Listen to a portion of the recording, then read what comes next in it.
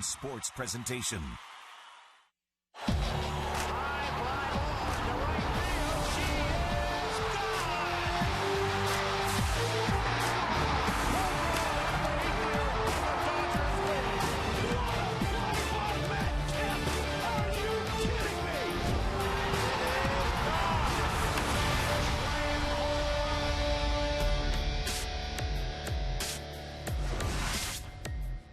It's time for Dodger Baseball. Live from Dodger Stadium, KCAL 9 presents the Dodgers as they take on the Arizona Diamondbacks. Hi, everybody, and a very pleasant Tuesday evening to you, wherever you may be. Game 2 of the 3-game series between the Dodgers and D-backs. The D-backs have beaten the Dodgers 6 of 10, 4 straight. In fact, if you want to go back a ways, back to 2005, Arizona beat the Dodgers 8 straight, the last 8 meetings of the year. Well, what they're doing right now is trying to get right back into the mix. The Giants lost last night. Arizona beat the Dodgers last night. So all of a sudden, Arizona is doing, in a sense, what it did last year in the last 60 games of the season when they went on coming from nowhere to win the division. Right now, they are 3.5 back. And tonight it'll be Chris Capuano and Wade Miley. We'll get to the ball game. We'll have it all coming up right after this.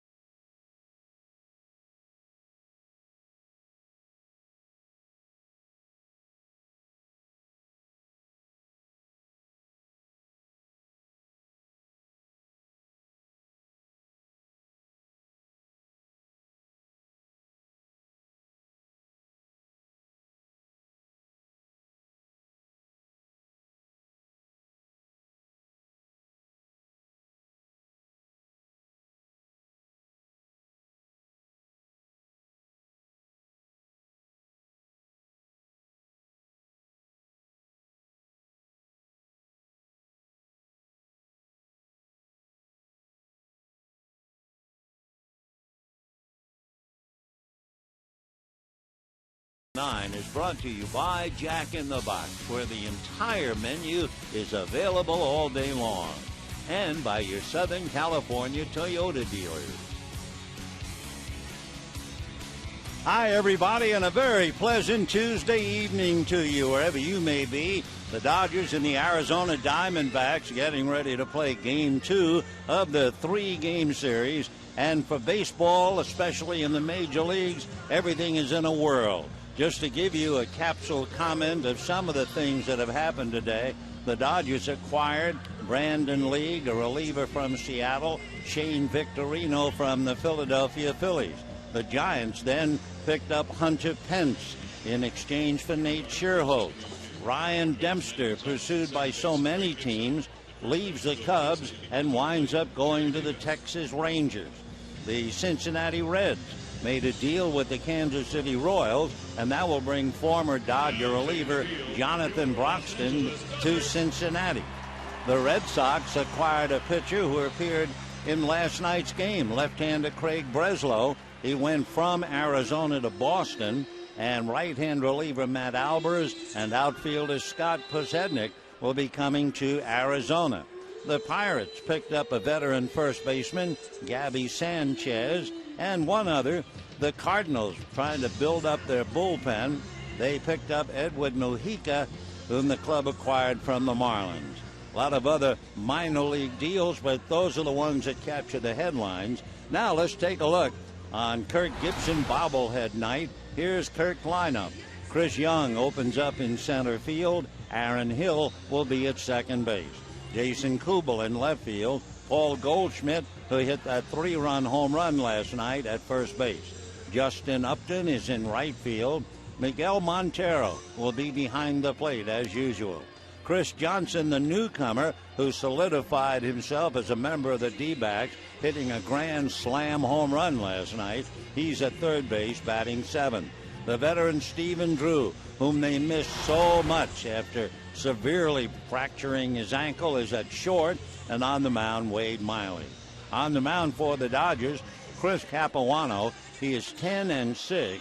Here at home, he has 5 wins and 2 losses.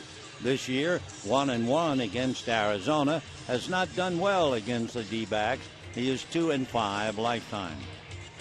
For Arizona, they are trying for a repeat performance, because just a year ago, when they were a good 60 games left on the schedule, and suddenly Arizona came alive and wound up winning the division, playing Super Bowl. Well, as Kirk Gibson and Alan Trammell could recite chapter and verse, they are trying to position themselves for another run.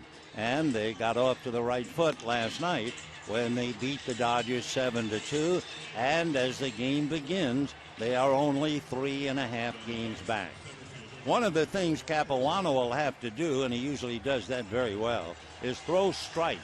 The reason we say that, since the 20th of July, Arizona hitters have walked 48 times, and 23 of them have scored, both highs in baseball. So for Capuano, he has his work cut out for him. Chris Young, who started off the year in a magnificent style and then crashed into a wall making a circus catch and wound up hurting his shoulder, had really set him back, and he is hitting only .219. However, he is showing signs of coming back with that early season magic. The right-hand hitter takes a strike, and we're underway. Chris Young hitting .303 for the last 10 games, including 2 home runs and 9 runs batted in. Before that, having hurt the shoulder, he was hitting .176.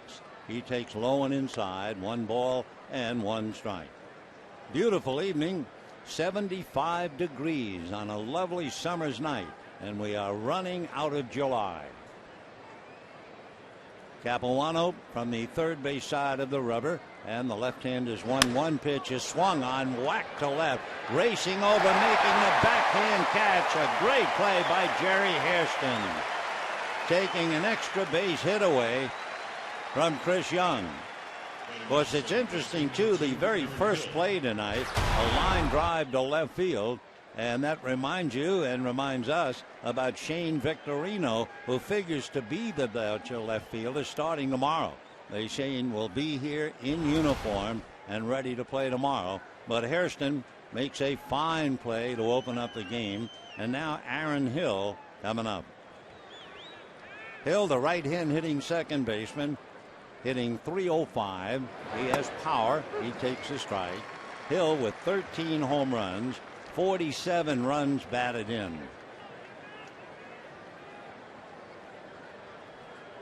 Aaron waiting on an 0-1 count. Capuano into the windup. Back he comes in a check swing. The pitch low and inside. 1 ball and 1 strike. So Chris Capuano trying for his 11th win, trying to match Wade Miley. The rookie has already won 11 for Arizona. The 1-1 pitch coming up to Aaron Hill, and he backs off and takes a strike. And the count 1-2. Talking about Arizona trying to repeat last year, in the last 62 games last season, they won 41 and lost only 21. Here's the 1-2 pitch, foul back. They also went 29-13 inside the Western Division. They were trailing the Giants by 4, and they won the division by 8. And Justin Upton, among others, caught fire, as did the rest of the club. It was Aaron Hill who hit .315 coming over from a trade with Toronto, and Arizona was off to the postseason. Hill swings at a breaking ball and strikes out, and we have 2 down in the first inning. A couple of notes on the D-backs. They are giving the Dodgers a bad time. They have not only won 6 of the 10 meetings, they've won 4 straight. Of course, that compares not at all to the Arizona Diamondbacks back in 2005, who beat the Dodgers 8 straight at the end of the year. Jason Kubel, the power hitter with 22 home runs, has a look at a pitch outside off the plate. Jason, 22 home runs, 72 runs batted in. We will also get reports on the game up north, the Giants and the Mets. 1-0 pitch on the way. Kubel has a look, and that's ball 2, 2-0. Jason last night had a single and a double. That, of course, against the hard-pressed Aaron Harang. Aaron, spectator tonight. Into the windup goes Capuano, and the pitch is swung on and missed. 2-1. In looking at Chris Capuano going up against Jason Kubel, Kubel is 3-for-7 in the past. The D-backs with home runs against him, Henry Blanco and Paul Goldschmidt. The next one is swung on and missed, slider away, 2-2 the count. And also Justin Upton has a home run against Capuano. They're just starting up north. Matt Harvey against Tim Lincecum, and another huge question mark. Lincecum 4-11 and an earned run average of 5.8. 2-2 pitch is low, ball 3, 3-2. Matt Harvey is coming off his major league debut. He struck out 11 of these Diamondbacks in his first time out to pick up a win. So we'll watch that one carefully for you. And the 3-2 pitch to Jason Kubel is a fastball low and away, ball 4. So the 2-out walk will bring up Paul Goldschmidt, and that's one troublesome hitter followed by another. Where Kubel has 22 home runs, Goldschmidt has 14, 51 runs batted in, and hitting .292. Goldschmidt against Capuano is 5-for-7 with a home run, and he has just been blistering left-hand pitching. He takes a breaking ball strike, and the count 0-1. Goldschmidt, since the middle of May against left-handers, is hitting .449 with 31 hits, 20 extra base hits. So the big first baseman waiting, bends at the knees and waist. And the strike one pitch on the way. Fastball swung on and missed. Good sinking two-seamer, and the count 0-2. Arizona has done well against left-hand pitching as a team. They're batting .280 against left-handers with 115 extra base hits against left-hand pitching. Here's the strike 2 pitch on the way. Instead, throw to first, and just getting back is Kubel. He was almost picked off, which brings up the point.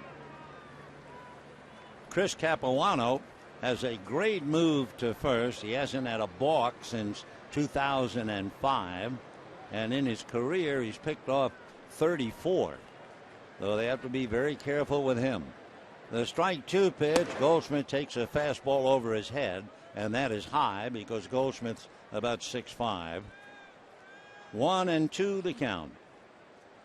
Goldschmidt looking down to Matt Williams before checking back in. We're in the first inning. Goldschmidt checks in about 245. So he's a big man with power. He swings and hits one down the left field line, right down the foul pole, and fair and gone. So Paul Goldschmidt continues his phenomenal hitting, especially against left-hand pitching. He just blistered that ball right down the line. Last night it was 3-0 in the first inning, thanks to Goldschmidt. Tonight it is 2-0. He got a breaking ball, just stayed on it, and pulled it right down the line. Manny Gonzalez, the third base umpire, watching a fan make a catch right alongside the fence, on the other side of which is the Dodger bullpen. So Goldschmidt hits his 15th, and it is 2-0 in favor of Arizona. Capuano has given up 14 home runs. Left-hander delivers in the first pitch, in for a strike. Remember that note we gave you about the fact since the 20th of July, Arizona hitters are getting walks. And Kubel walked with 2 out, and then Goldschmidt homered. Upton swings, doesn't get it, and the count 0-2. So Paul Goldschmidt continues to hammer left-handers. No better word the way he's abused the baseball. And the strike 2 pitch, Upton takes a little high. 1-2. So Capuano gives up a 2-out walk on a 3-2 pitch to Kubel, and Goldschmidt hits it out. Here's the 1-2 pitch to Upton, and that's swung on, pulled to third. Up with it there is Ramirez.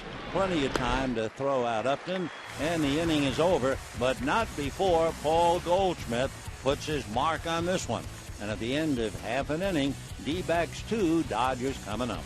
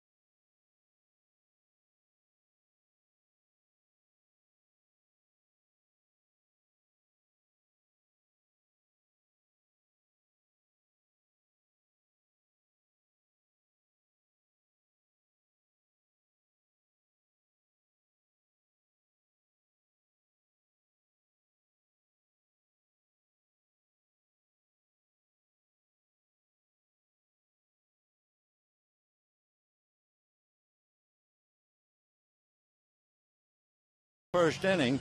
Last night it was 3-0. Right now it is 2-0. And one rather ominous note for Don Mattingly as we look at his lineup. When Paul Goldschmidt hits a home run this year, the Diamondbacks are 13-1. Here's the Dodger lineup trying to change that. Jerry Hairston in left field. We've already seen him make a fine play. Mark Ellis at second and Matt Kemp hitting third and center. Andre Ethier hits cleanup in right. Hanley Ramirez at third base. Juan Rivera at first. Luis Cruz, the shortstop. Matt Trainer is the catcher. Chris Capuano on the mound. On the mound for Arizona, Wade Miley. Miley 11-6. 1-1 against the Dodgers. The victory here. And the left-hander ready to work to Jerry Hairston. Slips the first pitch in a little low. 1 ball and no strikes. So Miley, a rookie pitcher who has really found a home and picks up 11 already. The 1-0 fastball is in for a strike. 1 ball and 1 strike to Jerry Hairston, batting .291 with 4 home runs, 26 runs batted in. Miley ready and back with a good sinking two-seamer, swung on and missed, and the count 1-2. For Wade Miley, he's the first Arizona rookie to make an all-star team. He made it this year. And he was the 17th rookie, first one since Dontrell Willis. The 1-2 pitch is swung on and missed, and down goes Hairston. So Miley begins with a strikeout, and the hitter now will be Mark Ellis. Wade Miley, in looking at some of his numbers and trying to figure out, he's checking in against Ellis. Among other things, he gets very good run support. He's been given on average 5.5 runs. He also pitches into the 7th inning most of the time, and his pitch to Mark Ellis in for a strike. Ellis batting .259, 3 home runs, 15 runs batted in. Right hand hitting second baseman fouls it away, and the count 0-2. Another thing about Wade Miley, he does not give up a lot of home runs. Here's the strike 2 pitch on the way, and that's high. Miley, in looking at his numbers, and he's been in 20 games, has allowed only 9 home runs. The next pitch is high, though 2-2 the count to Mark Ellis. 1 out first inning, and the D-backs lead 2-0. Next one is a little low. One other disconcerting thought for the Dodgers. If Miley gets 3 runs, and he's already gotten 2, he is 13-0 last year, and this. Meanwhile, Ellis is going to bury one into the left field stands.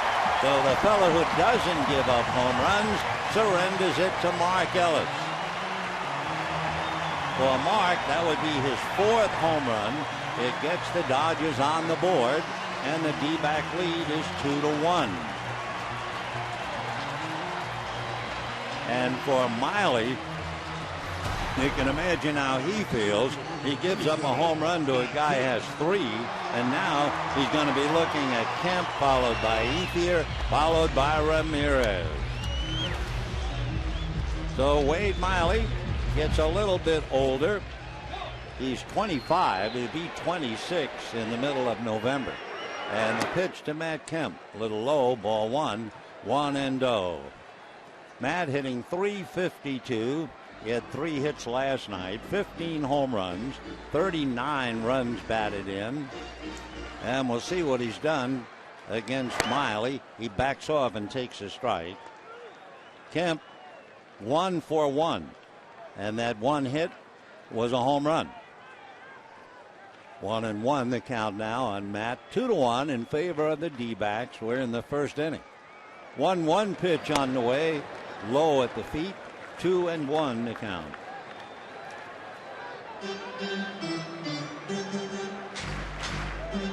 Two and one to count to Matt Kemp. 1 out. Andre Ethier on deck. Miley ready to come right back, and he bounces it in the dirt. 3-1 the count, with Ethier loosening up, getting ready. So Wade Miley, out of Louisiana, went to school at the University of Louisiana in Monroe. He was a first-round pick by the D-backs 4 years ago. 3-1 pitch to Kemp is swung on. A high fly ball. It's playable. to dead center. Waiting for it is Young. The crowd, as so often happens, they see fly balls with their hearts, and that was just really a routine fly ball. 2 down in the first inning. 2-1 Arizona, and here is Andre Ethier. Andre Ethier 1 for 2 in the past against Wade Miley. Andre overall 11 home runs, 61 runs batted in, and hitting .292. So Goldschmidt homers with a man aboard. Mark Ellis homers with the bases empty, and it's 2-1 D-backs. Miley delivers fastball grounded to the right side. Aaron Hill will make the play, and that's the inning. For the Dodgers, 1 run, 1 hit, 1 swing of the bat by Mark Ellis, and the D-backs lead 2-1.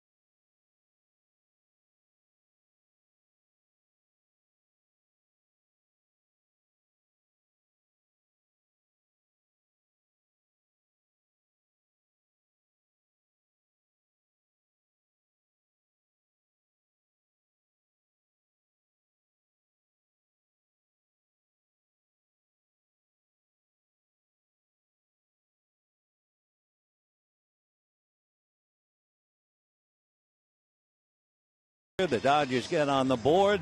Arizona leads 2-1, and we go to the second inning. Miguel Montero will start it off, the veteran catcher who leads all catchers in the league with 58 runs batted in, and he's really been getting on base like a machine.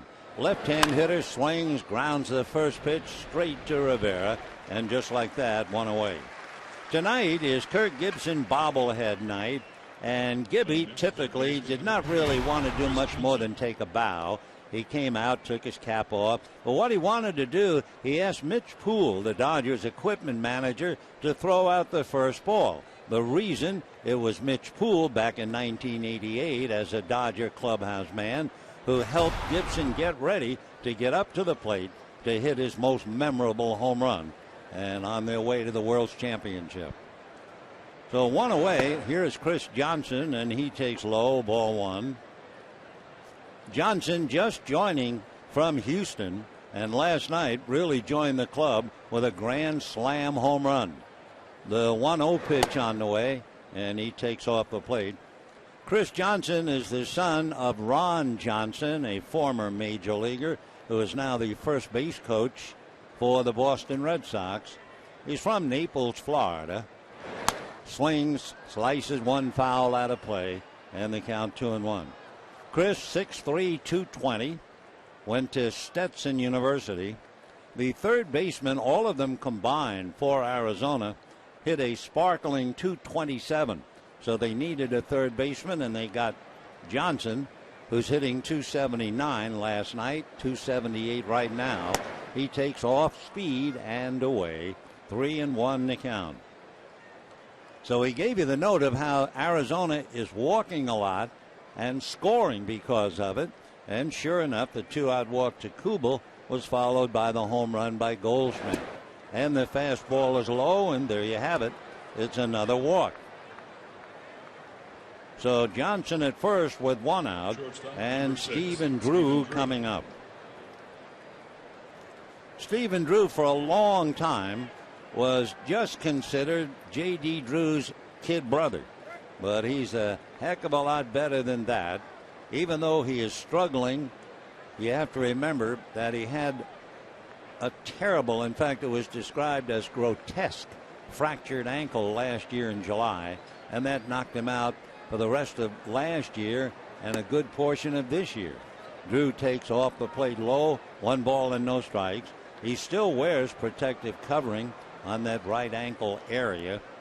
He's just turned 29, 6'1", 195, and they really need Stephen Drew. He's an outstanding player. In September 4 years ago, he hit for the cycle. And the same day, Adrian Beltre hit for the cycle as well. The 1-0 pitch, he's way out in front of an off-speed pitch, and the count 1-1. So Chris Capuano with a record of 10-6, 2-5 lifetime, trying to snap a streak. Diamondbacks have beaten the Dodgers 4 straight, and they've won 6 of 10. Johnson at first with 1 out. 1-1 pitch on the way is lifted foul out of play, 1-2. We were talking about Capuano. We can also include Miley. Both pitchers have terrific moves to first base. Both pitchers have racked up a few pickoffs, especially Capuano, where Miley is just starting out. So Drew waiting, 1-2 the count. Now the 1-2 pitch, instead a throw to first, and Chris Johnson back on the bag. Johnson, when he was with Houston, stole 4 out of 5. He hasn't run for Arizona yet, but 4 out of 5, you figure the big man runs pretty well. Stephen Drew waiting, 7 RBIs. Capuano ready. There goes Johnson, and the pitch is pulled on the ground to Rivera. He steps on the bag. Since Johnson was going, he's into second. And with 2 down, the batter will be Wade Miley, who is a very good hitting pitcher. So the Dodgers are certainly not out of the woods when Miley comes up. First of all, Miley is hitting .289. He also has 11 hits, including a couple of doubles. So Wade Miley, earlier this year, he had an 8-game hitting streak. That's how good a hitter he is.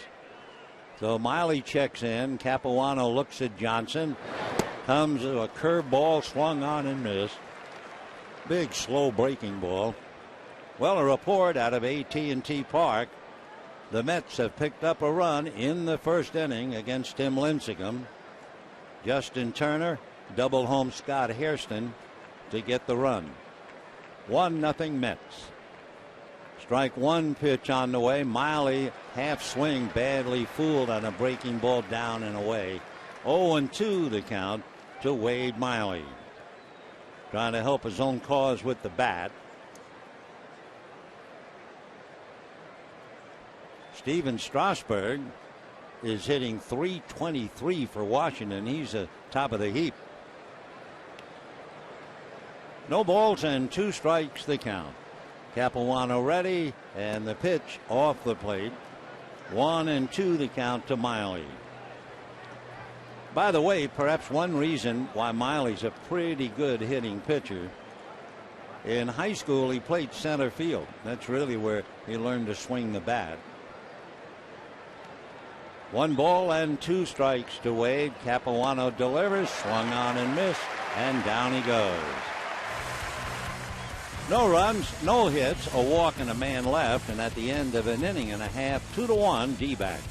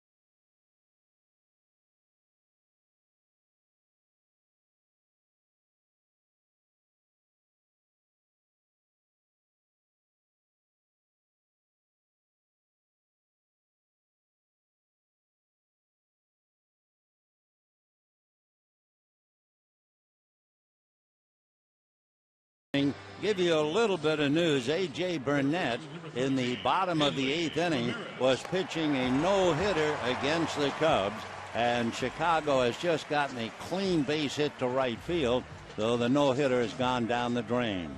Pirates are winning in that game 5-0, and the Dodgers later on go out on the road and, among other things, have a 4-game series with Pittsburgh.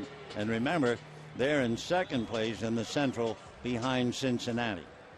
Meanwhile, Hanley Ramirez will start it off. He'll be followed by Juan Rivera and then Luis Cruz. Hanley batting .249.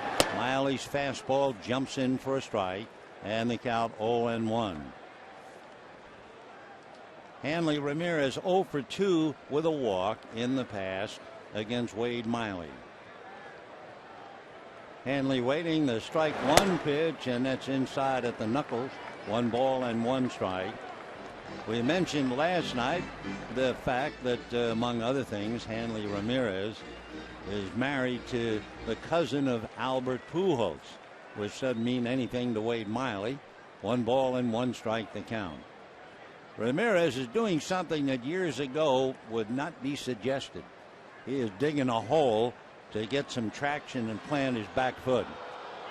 You would see a hitter do that against somebody like Don Drysdale, and you knew where the next pitch was going to go. But in this modern day, you don't see much of that at all. But with Drysdale, to dig in, he, I understand, sometimes would holler down to the hitter, "Are you comfortable?" and then zap. Here's the 1-1 pitch on the way, swung on, little foul off to the right, out of play. We'll check the bat. Hanley's doing just that. 1-2 the count. Hanley now wanting another bat. Remember his debut last night, his very first at bat as a Dodger at Dodger Stadium. He not only struck out, he struck out on a half swing and lost control of the bat. So Hanley back up. He has lost control of the ball sometimes. He has 15 home runs. And he hits a line drive right back. In fact, a one-hopper. And they'll throw to first. Boy, did that thing get back in a hurry. So Ramirez hits back to Miley. And we have 1 out. And Juan Rivera coming up. Big bouncer that almost went over the head of Miley. And Wade was able to glove it. So 1 away. Juan Rivera hitting .261. 5 home runs, 34 runs batted in. Miley works from the third base side of the rubber, and the first pitch in for a strike, 0-1. Miley is 6'1", about 220. As we said, out of Louisiana. Back with a fastball hit deep to the hole at short. Drew with the long throw on the money, and we have 2 down in the second inning. D-backs lead 2-1 on the home run by Paul Goldschmidt. Remember that rather interesting set of numbers. When Paul Goldschmidt homers, Arizona's record is 13-1. He homered last night, they won. He homered tonight, and we'll see. So here now is Luis Cruz with Matt Trainer on deck. Cruz takes low, ball 1. 1-0 the count to Luis. Hitting .256, 2 home runs, 16 runs batted in. The 1-0 pitch swung on, whacked to the gap in right center. On the line, Young, and he's going to have to play it off the wall. Going into second base, standing easily with a double, is Luis Cruz. The Cruz, who had a 12-game hitting streak snapped last night, comes right back. He got a fastball, and he certainly knew what to do with it. He hit it to the gap in right center, and Young had to play it off the wall, and an easy 2-out double for Cruz. Just a few minutes ago, they flashed on Diamond Vision in left field the fact that the women gymnastics had won a gold medal, and the crowd roared. And I imagine in the on-deck circle, Matt Trainer had a few goosebumps of his own as he takes a strike. Just in case you are not aware of it, Matt Trainer's wife, Misty May Trainer, along with her partner, Kerry Walsh, are big-time in volleyball, and so far they've won the first 2 rounds. The strike one pitch to Matt. That's a little low, 1-1. In fact, yesterday, Trainer was in the Dodger dressing room looking at his computer, and he was getting the streaming from NBC, and he was able to see his wife win the second round against Czechoslovakia. Long way to go, but Misty and her partner Carrie have a couple of gold medals already in their careers. Matt takes high, 2-1 the count. Funny how it's on Trainer's mind. In San Francisco, I bumped into him in the clubhouse, said, "Matt, how are you?" And he said, "I'm nervous." And I'm thinking it's a big, giant Dodger game. And he winds up, he's nervous because his wife is going to be playing volleyball. But you understand. Here's the 2-1 pitch to Matt. Miley ready, delivers. That's cued foul. He was way out in front of it and hit it off the end of the bat. 2-2. 2 out, bottom of the second inning. Diamondbacks lead 2-1. Paul Goldschmidt, a home run deep to left with Kubel aboard. And then Mark Ellis, a home run deep to left with nobody on. Trainer hitting .208, 2 home runs, 10 runs batted in. Veteran right-hand hitting catcher. Miley with Cruz a good lead at second. And the 2-2 pitch coming up. Fastball low. Check swing. No swing, says Phil Cuzzy, the first base umpire. 3-2 the count. Crew chief behind the plate. That's Jerry Davis. Jerry Davis has been umpiring over 28 years. In fact, he's umpired 106 postseason games, and that's most among all the active umpires. Here's the 3-2 pitch. Miley delivers, breaking ball, and he missed with it, ball 4. So the Dodgers first and second, 2 out, and Chris Capuano coming up. Chris Capuano is hitting less than 100. He has 3 hits, 2 doubles. He has struck out half the time. His strength is the sacrifice bunt, unfortunately for him and the Dodgers, already 2 out. He has 11 sacrifices, tied with Clayton Kershaw, but it does not apply here.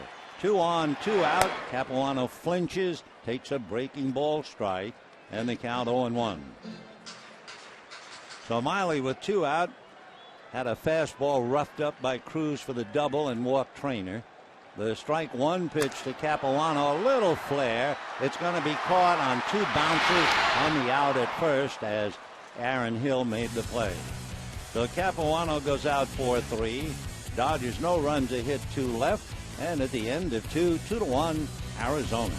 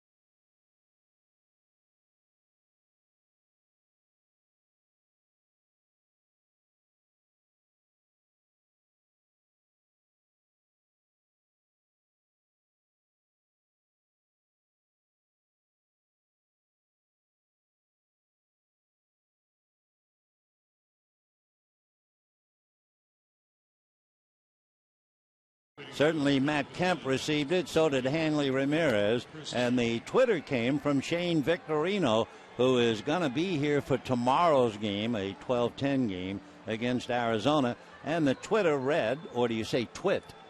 Anyway, the twit read, "Aloha Los Angeles, ready to come help the Dodgers win it all. Let's go." So that was to Kemp and Ramirez, and we pass it along to you. Meanwhile, as Kemp and company await, it'll be Chris Young, followed by Aaron Hill, and then Jason Kubel. One of the big reasons why Chris Young is playing tonight and not Gerardo Parra. You know, last night, Parra, the left-hand batter, had 2 singles, a double, and a stolen base. But Chris Young has done very well as Parra looks on. Chris Young batting .297 against left-hand pitching, hitting .177 against right-handers. So Chris checks in out of Houston, Texas. Into the windup goes Capuano to deliver, off speed, in for a strike. Young has 11 home runs, 29 runs batted in. Has had as many as 32 home runs for the Diamondbacks. The strike one pitch is hammered but foul down the line. Another off-speed pitch. Capuano saving the fastball to be used occasionally for the moment. So 0-2 the count to Chris Young. Before Young hurt his shoulder, he was hitting .410. He had 5 home runs and 13 runs batted in 11 games. He takes low. But since he banged up the shoulder, he's hitting .176.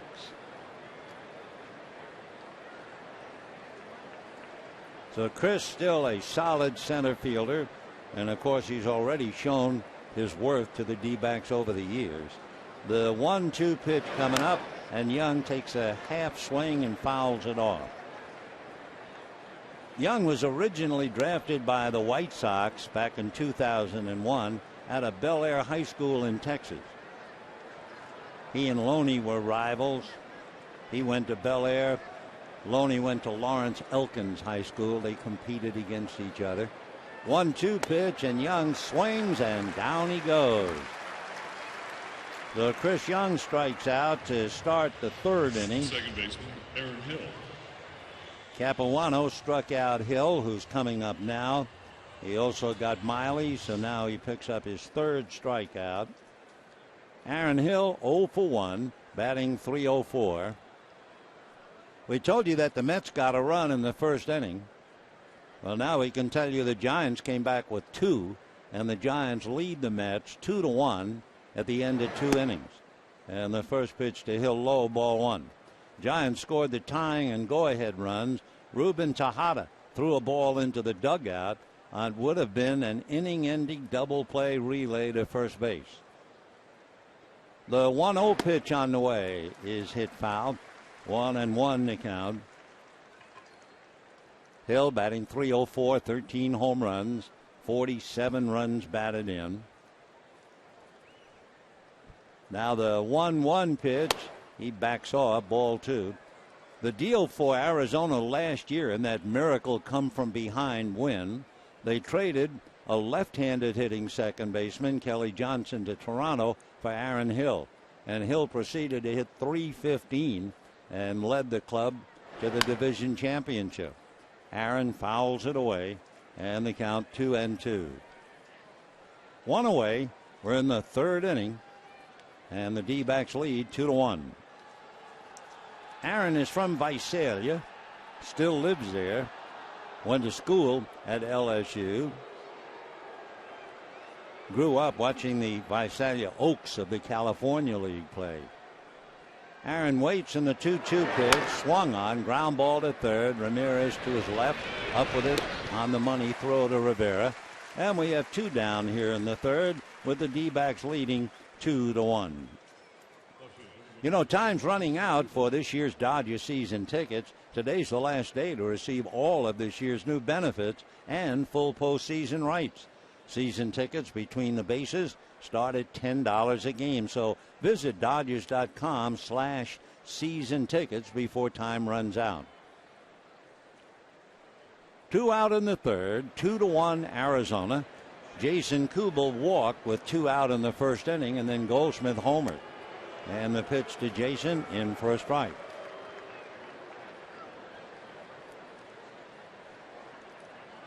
Jason Kubel from South Dakota, but moved to Palmdale. That's where he makes his home. Strike one pitch is swung on and missed. 0-2 the count. Kubel, a regular power plant. 22 home runs, 72 ribbies. Capuano looks down to get a sign. Strike two pitch on the way, and that's just off the plate. Ball one. Kubel is struggling, walking in the first inning, but really he's had just 3 hits in his last 18 at bats.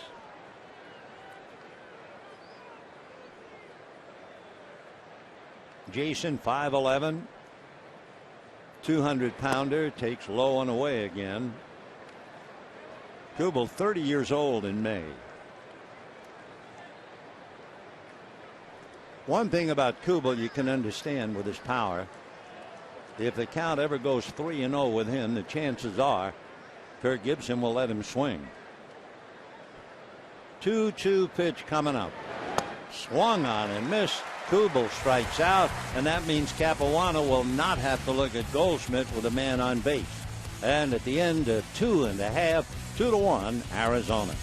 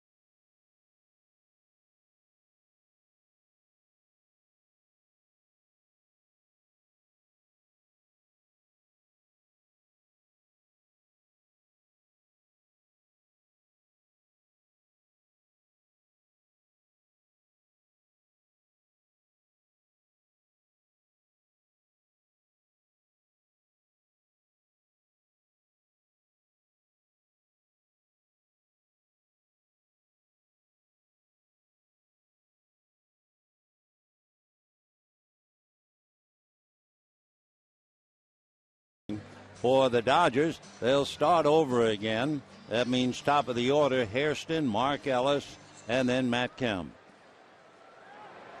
Hairston struck out in the first inning. He also made a dazzling running catch of a line drive hit by Chris Young to begin the game, and takes a strike, and the count 0-1. Hairston batting .290, 4 home runs, 26 runs batted in. His brother was very active in last night's game for the Mets. Jerry takes off the plate, 1 ball and 1 strike. If you joined us a little late, Paul Goldschmidt hit a 2-run home run in the first inning. Yep, Goldschmidt again. Dodgers had Mark Ellis counter with a home run. Miley's pitch is fouled away, and 1-2 the count to Jerry Hairston.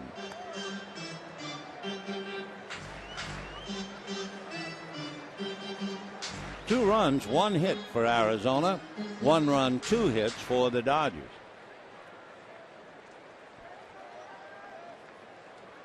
Miley on that third base side of the rubber. He comes back 1-2, and that swung on and missed. That was a fastball, and down goes Hairston.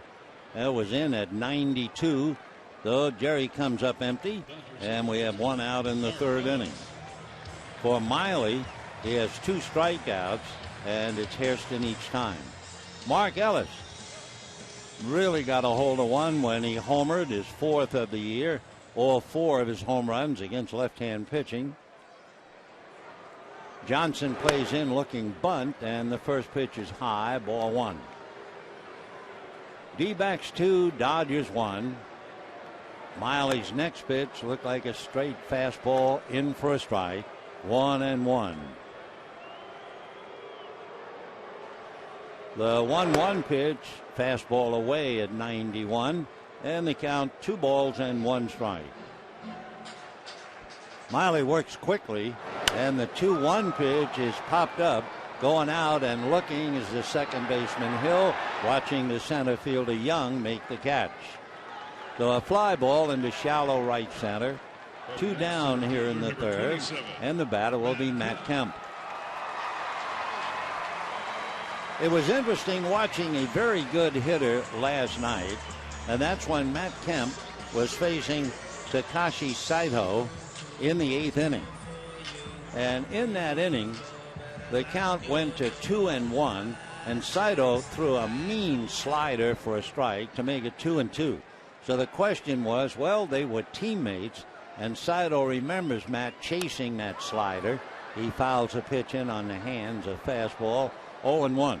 So the guessing game for me was, will Saito come back with another slider, or will he think Kemp is looking that he would come back with a slider?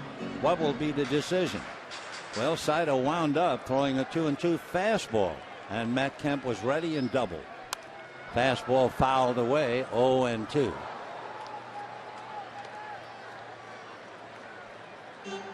So Saito trying to fool him, trying to outthink him. Of course, all hitters, all of them, are up there looking fastball, figuring that they can adjust on the lesser speed. The next one high, another fastball, 1-2 the count to Matt Kemp. Waiting on deck, hitting back of Matt, Andre Ethier.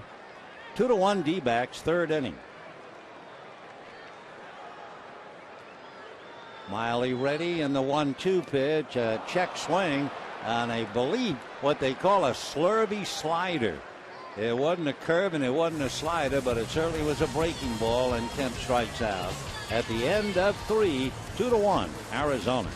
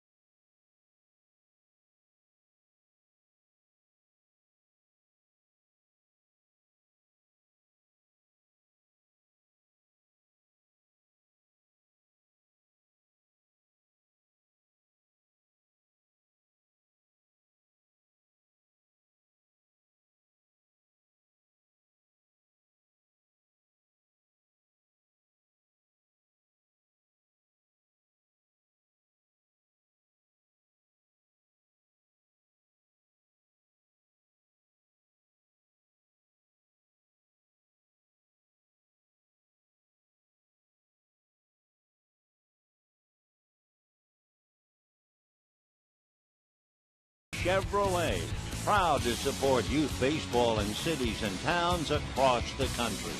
And by Farmer John, taste the local flavor. 4th inning, D-backs leading 2-1. Paul Goldschmidt, who made it 2-0 with a first inning home run, just as he made it 3-0 last night with a first inning home run, will start it off. Big right-hand batter, bends at the knees and waist, and here we go. Little roller, foul. Every time Paul Goldschmidt sticks a pin into the Dodgers, and he's done it quite often, it has to be particularly galling because the Dodgers drafted him in the 49th round 6 years ago. But he opted to go to Texas State and eventually signed with the Diamondbacks 3 years later. 0-1.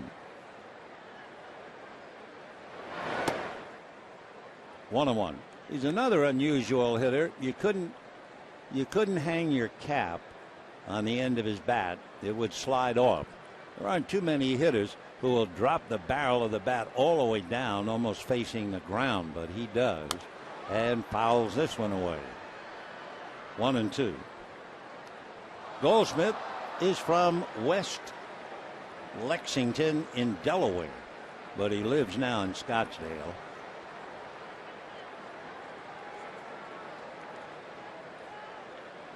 There you go. No way the hat stays on. Foul back. That was a fastball in 91. You always marvel at how a hitter can either do what he does in dropping the bat down like that or wiggle it around so much like a Gary Sheffield. And how do they ever catch up to fastballs over 90? But they do. And he promptly whacks it into left field.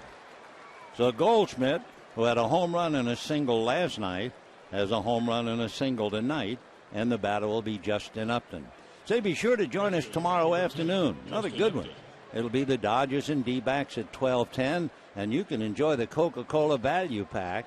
You'll get 4 tickets, 4 Dodger dogs, and 4 Cokes, all starting at $18 per ticket. For more information, visit Dodgers.com/specials.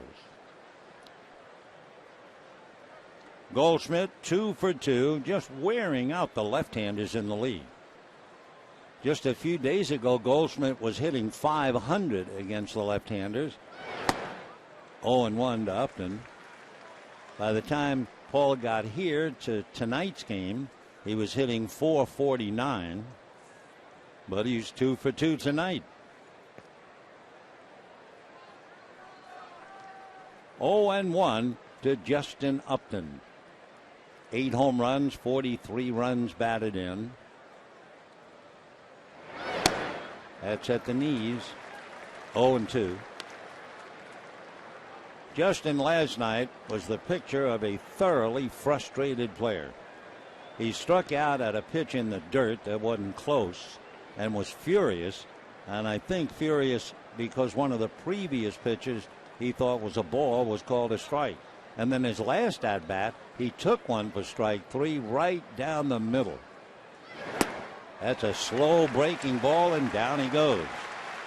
Dodgers, for the last good year and a half to 2 years, have really stopped Justin Upton in his tracks. And he's a fine young player, but not really against them. 5 strikeouts for Chris Capuano. And the batter now, Miguel Montero. Miguel with 58 runs batted in.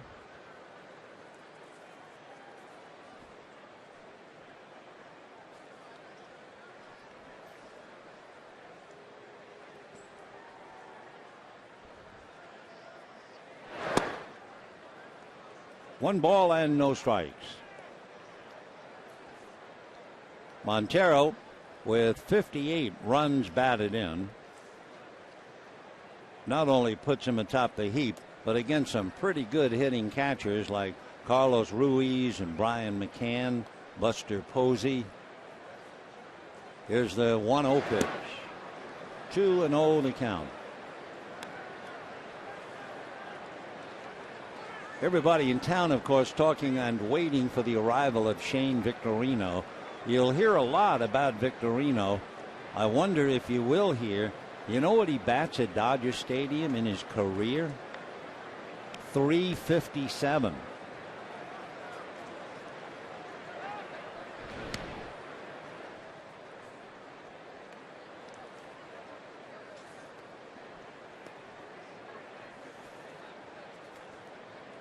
Goldschmidt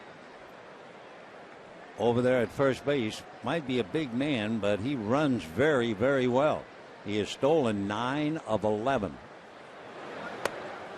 off speed. So in worrying about Goldschmidt, he's fallen behind 3-0 to Montero. There's one thing about Gibson, of course, he was an aggressive hitter, and he does green light the 3-0 count a lot. Whether he would do it with Montero against a left-hander remains to be seen. But they swing 3-0 a lot. High fly ball into right center. Here comes Ethier to make the catch. And Goldschmidt back to first base. So sure enough, teams always seem to reflect the behavior, the playing behavior of the manager. And Gibson was such an aggressive hitter, such an aggressive player. Anytime the count goes 3-0, you really better be on your toes. So Montero, a long fly ball out. Fine play by Andre Ethier. And the batter, Chris Johnson.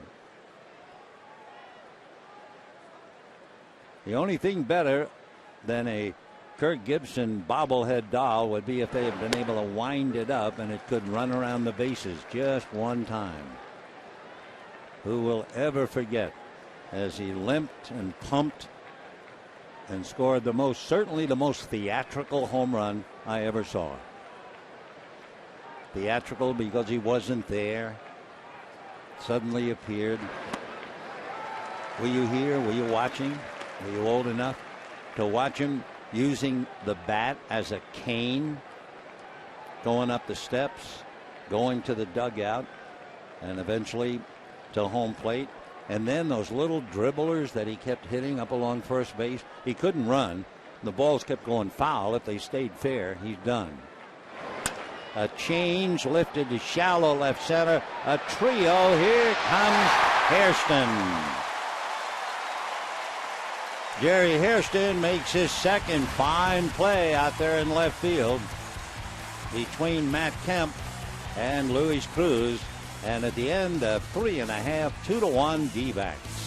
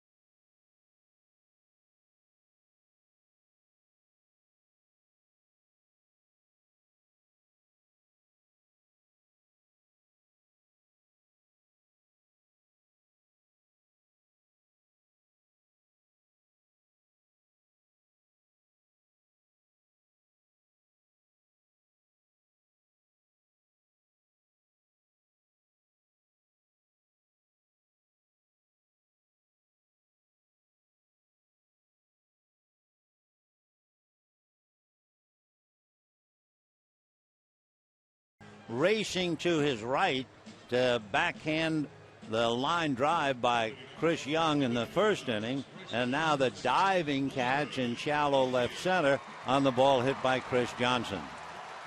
So bottom of the fourth inning, 2-1 D-backs. Andre Ethier, then Hanley Ramirez and Juan Rivera. Andre Ethier grounded out to Aaron Hill, 0 for 1.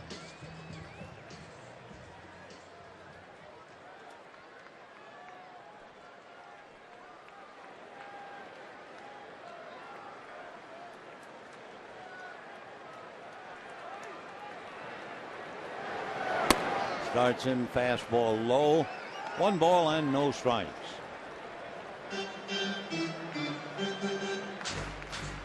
When Wade Miley was a kid growing up in Louisiana, he was a rabid Atlanta Braves fan, as you can well imagine.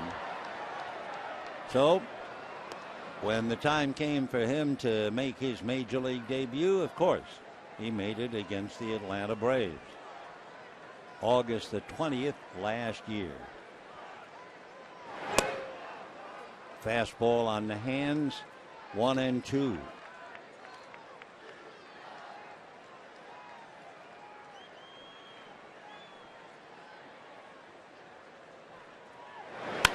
And just foul by inches. For Andre, very close to have his 29th double. He missed by that much. Right there, Manny Gonzalez indicate foul. Manny just up from the minor leagues, as the umpires now this time they have weeks off, so they bring up minor league umpires to substitute. Manny makes his home in Venezuela. He debuted behind the plate last night. 2-2. And down goes Ethier. So that's 4 strikeouts for Wade Miley. 1 out, 4th inning. It was a little sinker, 2-seamer. Miley 6-1 and 220. Hanley Ramirez hit one hard, a one-hopper that almost bounced over Miley's head. He was able to reach up and glove it. And starts him with a strike. This year, Miley's high in strikeouts. He had 9 against Houston. He had 8 against Texas and Seattle. So he's halfway there with 4. 1-1 to Hanley.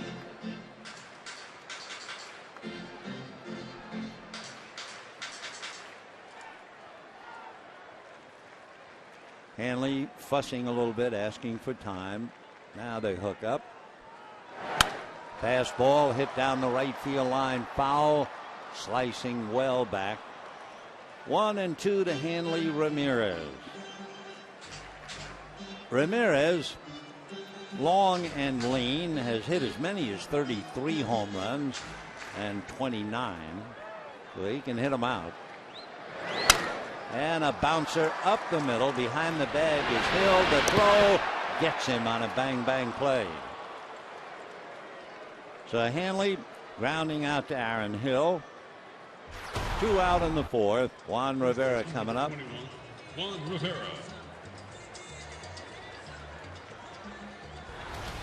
Juan Rivera grounded to short. Nice play by Aaron Hill. Ramirez motors hard down the line. In fact, one of the reasons the Dodgers won a big game in San Francisco was Hanley's hustle, what appeared to be a double play ball. Little foul upstairs, rattling around above the press box. 92-mile-an-hour fastball. That is fastball alley up here. When they come up here, it's never from a breaking ball, always a fastball. 0-1. In the dirt at 93. That's as hard as Miley has thrown when he hits 93 on the gun.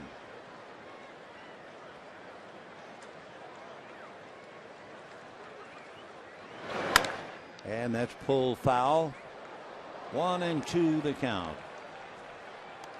Rivera 5 home runs, 34 runs batted in. His fastball has some late cutting action. I don't know if he calls it a cutter or not. 1-2.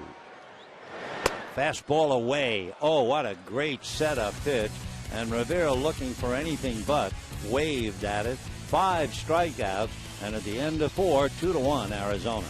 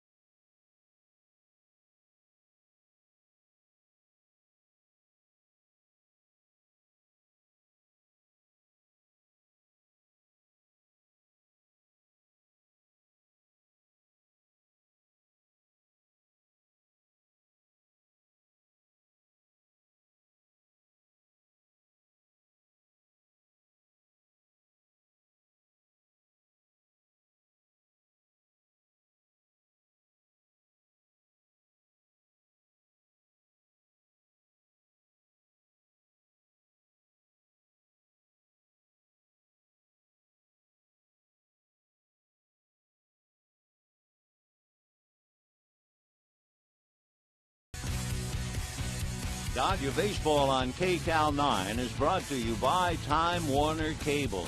Enjoy all the things you love better. Internet, TV, and home phone from Time Warner Cable. By Total Recall in theaters August 3rd. And by Honda. Only a Honda is a Honda. Fifth inning, 2-1 in favor of Arizona. Beautiful summer's evening. It was 75 degrees when the first pitch was made. Chris Capuano will now be pitching to Stephen Drew, Wade Miley, Chris Young. Stephen Drew, when healthy, when playing a full year, is a good hitter. He's hit .316, .291, .278. But because of the terribly broken ankle, he had no spring training, and he's just hitting .190. But he's one of those players who's a natural leader. And as Steven said, when he was about 9-10 years old, he always wanted to copy his older brother, J.D., who was a left-handed batter. And Steven is basically right-handed. But he copied and became a big league left-hand batter. He wanted to go to Florida State because J.D. went there. Even though Pittsburgh drafted him in the 11th round, he said, nope, I'm following my brother to Florida State.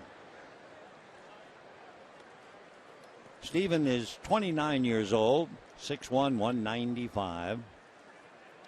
A first-round pick 8 years ago, and a worthy one indeed. 2-1. Ball 3. 4 years ago, Stephen Drew became the third shortstop in history to record at least 40 doubles, 10 triples, and 20 home runs. Who are the other two? Robin Yount and Nomar Garciaparra. Fly ball to right. Ethier, a long wait for it to come down. One away.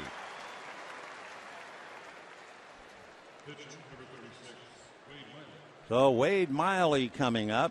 Struck out in the second inning.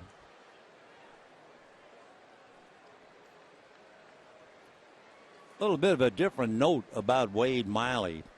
He's the first rookie pitcher since Harvey Haddix. Do you remember Harvey? He pitched a long time ago. That's a strike. First rookie pitcher to have 11 wins and 11 hits before August. In fact, only 5 pitchers, rookie or not, have accomplished that in the last 75 years. There'd be Haddix, Boo Ferris of the Red Sox, Bill Voiselle of the Giants, Dick Newsom of the Braves. Down he goes out of the dirt, so Trainer will make the play. 6 strikeouts now for Capuano. 2 down. Chris Young coming up. You know, the first ever Clippers night at Dodger Stadium, that's August 8th. Purchase this ticket pack. You receive a ticket to the Coca-Cola All-You-Can-Eat Pavilion and a limited edition Dodgers and Clippers themed cap. Dodgers are limited, only available by purchasing at Dodgers.com/Clippers.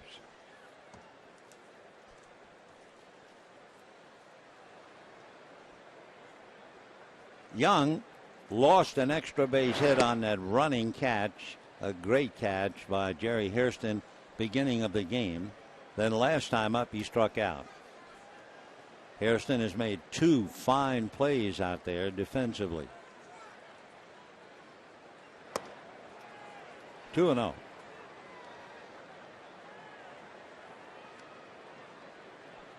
We mentioned those pitchers' names before. Boo Ferris of the Boston Red Sox was a wartime pitcher pretty much, but very ambidextrous.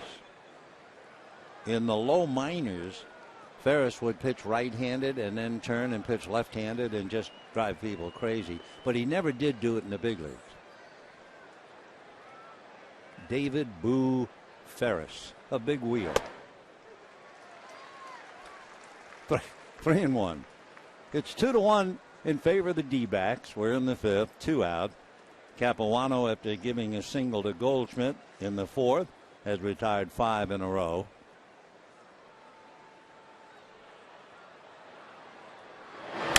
Hard ground ball to third, but Ramirez on it. That'll be that. Chris Young would just as soon not come to Los Angeles. You know what his career batting average is here? 169. 2-1 D-backs.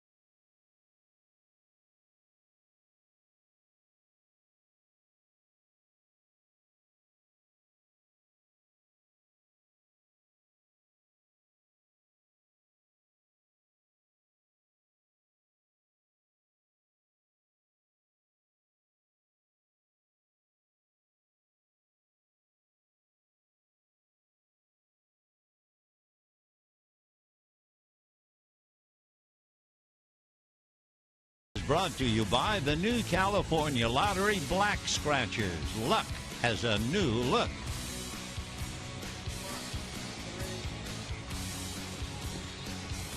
Two to one in favor of Arizona. That's been that way since the first inning. Goldschmidt homered with a man aboard. Mark Ellis homered in the bottom of the first, and that's it. We've settled into a duel between Miley and Capuano. High fly ball, very playable. Waiting at the other end, Justin Upton. So Cruz, who had doubled in the second inning, flies to right, one away. For Miley, he is now starting to unravel a string. He's retired 8 in a row.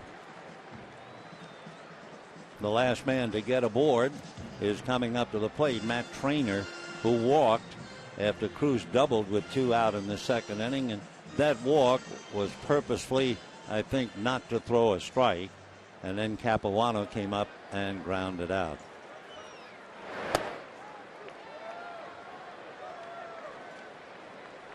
Oh, and 1. 2 runs, 2 hits for the D-backs, 1 run, 2 hits for the Dodgers. Way out in front. 0 and 2. Arizona is playing a man short, and of course the Dodgers are short. They do have League, but they don't have Victorino. Willie Bloomquist, a very good hitter, is not able to play. He has a bad back. Trainer goes down. We have 2 out, and Capuano coming up. 6 strikeouts for Wade Miley. He's retired 9 in a row. Capuano 0 for 1. So Capuano has struck out 6. Miley has struck out 6. Each left-hander has allowed just 2 hits. Strike.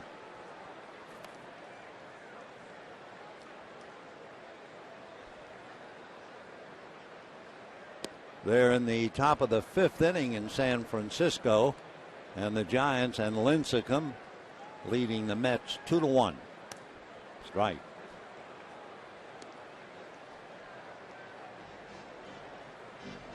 Wade Miley, another fine young pitcher, bursting upon the scene.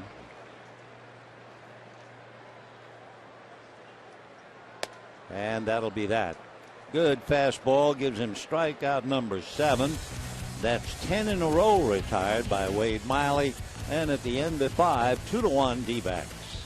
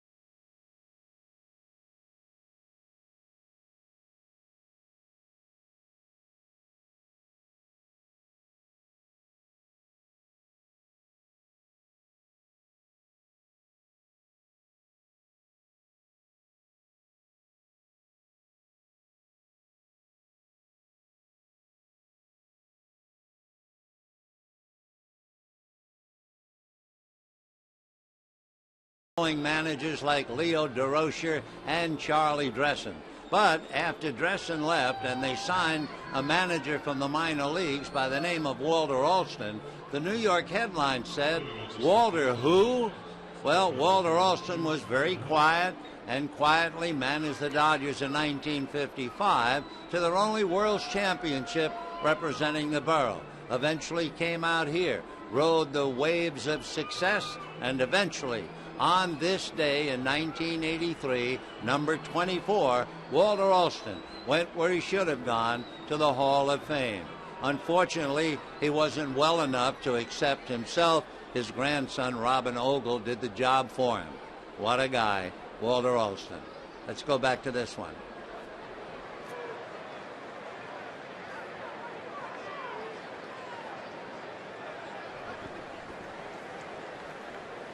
We have reached the sixth inning. Aaron Hill leading 3-0-4, followed by Jason Kubel and then Paul Goldschmidt. Right.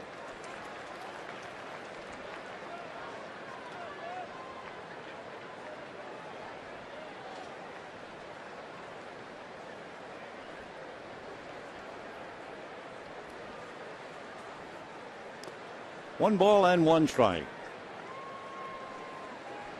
Capuano knows that he's fooling with dynamite here.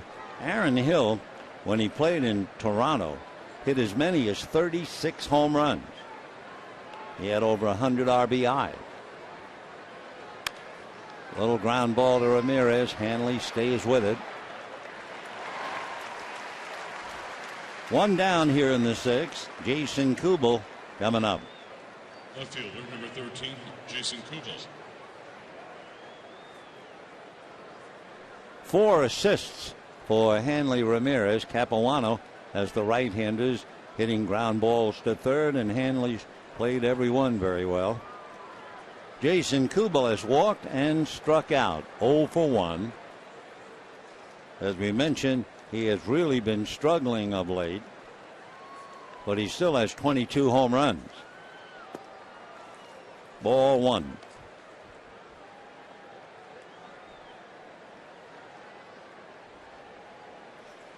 Kubel had a big game. He's had several, of course, but he had a big one against the Astros.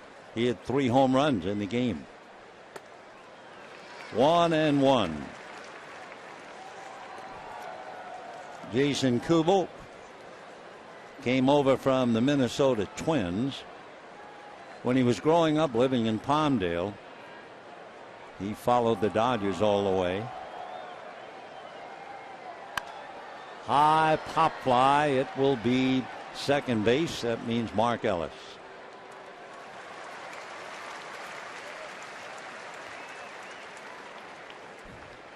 One thing for Capuano, he has had them really just popping the ball up on the infield or ground balls to the infield.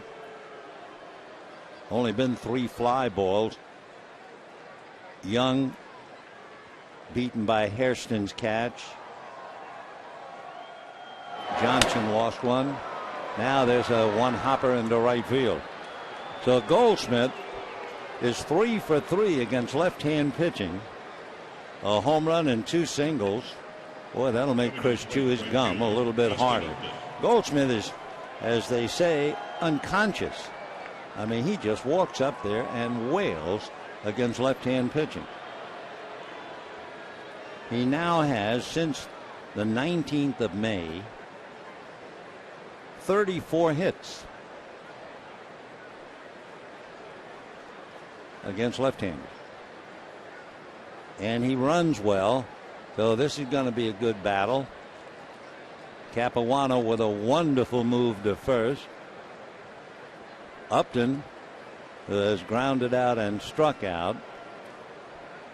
Always dangerous. Ball one. When you look at the line score for the D-backs, you see 2 runs and 3 hits. All 3 hits by Paul Goldschmidt. Capuano pitching a no-hitter against everybody else. Meanwhile, The Dodgers have just 2 hits, home run by Mark Ellis and a double by Luis Cruz.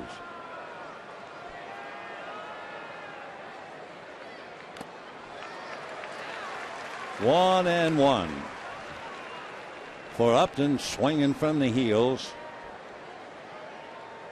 He has struck out 85 times.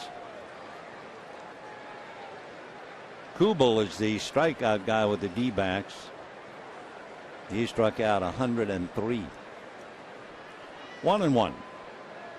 Capuano watching him carefully. Again, as big as he is, you don't expect that Goldschmidt will run, but he's stolen 9 out of 11.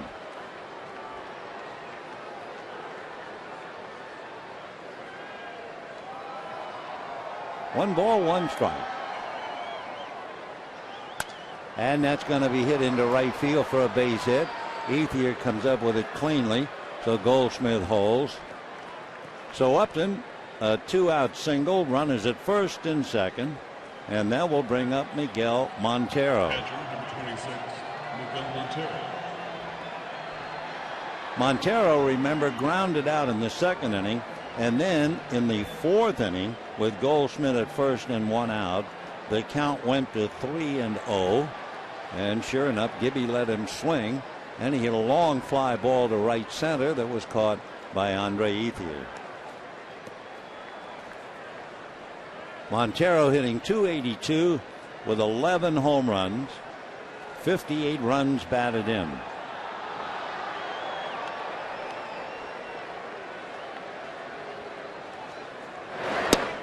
And ball one.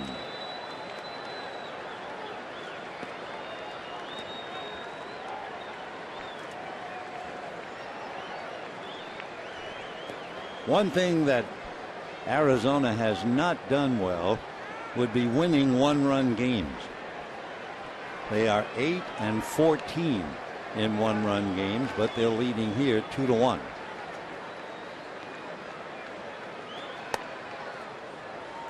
Two and 0 the count. Down in the Dodger bullpen, with Capuano having made 91 pitches, Sean Tollison, who pitched the 7th inning last night, begins to warm up. Montero is worthy of a discussion. I'll tell you why. Overall, with runners in scoring position, he's hitting .329. And with runners in scoring position and 2 out, he's hitting .324. And he has the count his way. And now Rick Honeycutt going to go out and talk to Chris Capuano, and timeout for the moment. Miguel Montero was the all-star catcher last year. A couple of years ago, he received the Good Guy Award, given to the player who most fosters a positive relationship with the media who cover the Diamondbacks. He's from Caracas in Venezuela and was signed by the D-backs 11 years ago. He has struggled against left-handers. Last year, left-handers just stopped him dead. He hit 101 against left-handers. We also mentioned that he is green-lighted 3-0 6 times, and the count right now is 2-0.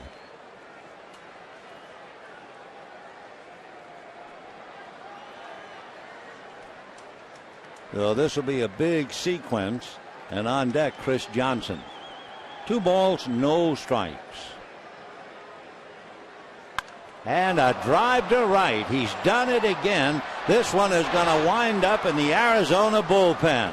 A 2-0 pitch, and it's a 3-run home run, and Arizona leads 5-1. So whatever Rick Honeycutt told Capuano, it didn't work. And for Montero, he now has 61 runs batted in. He is really something. And all of this with 2 out, remember. Goldschmidt single to right. Upton single to right. And Miggy, as they call him, got a 2-0 pitch and hit it in the bullpen.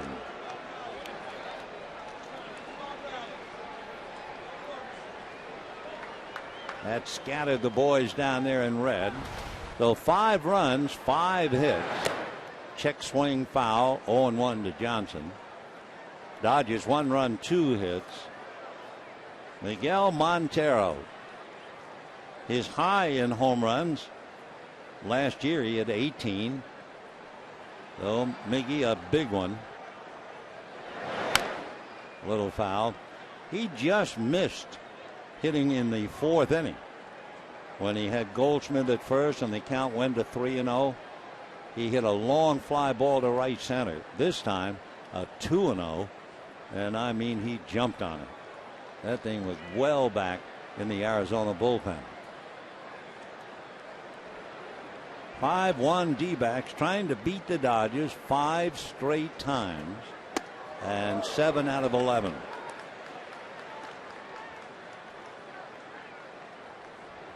The Capuano, like Harang last night, burned by the home run.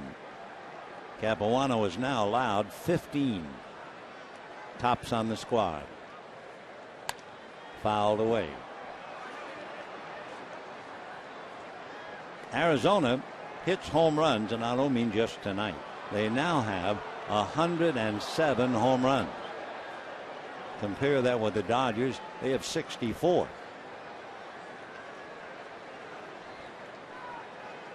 One and 2 to Johnson.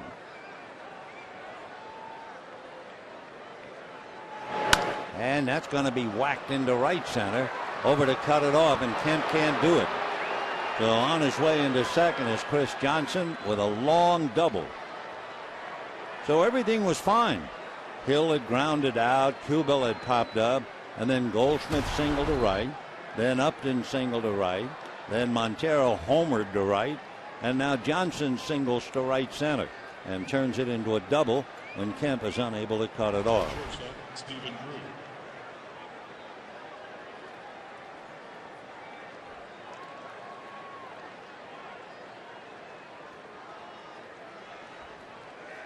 So now the number 8 hitter, Stephen Drew, and they will walk him intentionally and take their chances with Wade Miley.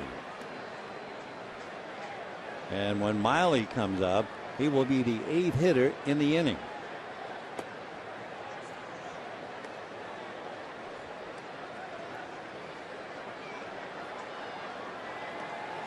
Final game of the series tomorrow. Young Stephen Fife will be on the mound for the Dodgers. Fife, who went up against Roy Halladay in the Phillies and allowed 1 run, then went up against Matt Cain and the Giants and allowed 1 run. Well, he'll be on the mound tomorrow. Patrick Corbin is going to pitch, and not Josh Colmenter. Colmenter will be sent to the bullpen, and Corbin will be pitching. 2 on, 2 out. The 8th man to come up, and the 6th after 2 outs. That's right. So 2 singles, a home run, a double, and an intentional walk.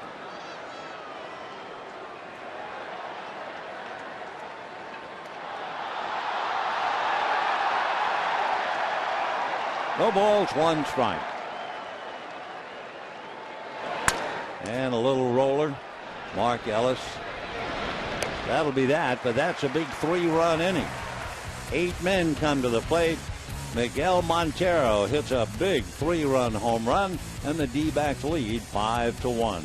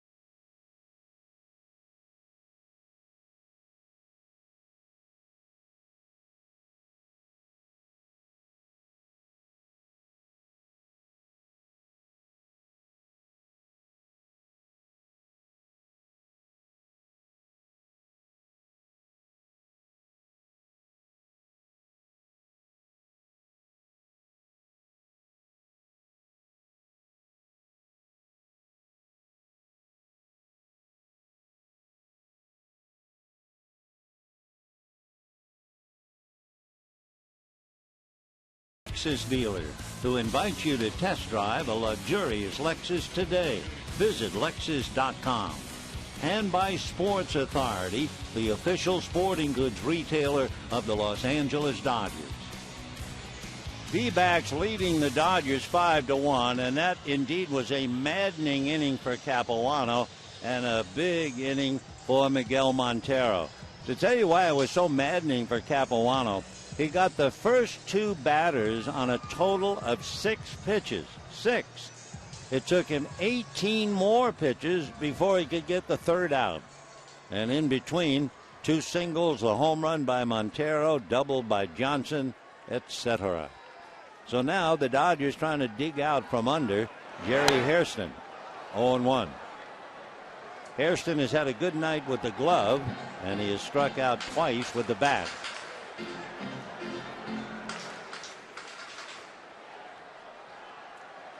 Giants are still leading 2-1 up north behind Tim Lincecum. And for Hairston, having struck out twice, all of a sudden it's 0-2. In that game with the Mets, the Giants are hitting in the bottom of the 6th inning.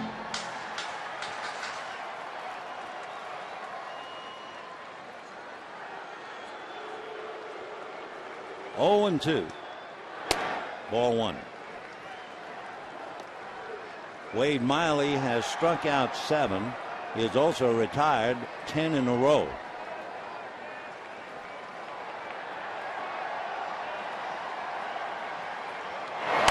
And that's popped up. It will be Montero. Goldschmidt comes down to help, but Miggy makes it. 1 out here in the 6th. Say, by the way, you're hitting the road. You can take the Dodgers with you this season. Subscribe to MLB.TV today. See every Dodger out-of-market game live online and on your favorite devices in HD quality. Visit Dodgers.com to order and get more details. MLB.TV, that means baseball everywhere. Mark Ellis got the Dodgers on the board with his 4th home run of the year in the 1st inning. Fly to center in the 3rd, batting .262. Ground ball to 3rd. Johnson is on it. Quickly, 2 out. Wade Miley has now retired 12 in a row. The last Dodger hit was a 2-out double by Cruz. Matt Kemp has fly to center and struck out.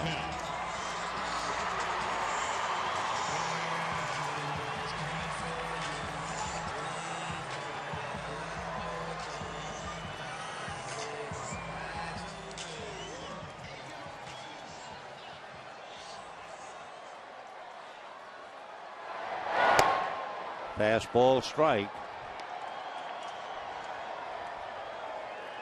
He has walked 1, and that was one of those intentionally, unintentionally ruled walk.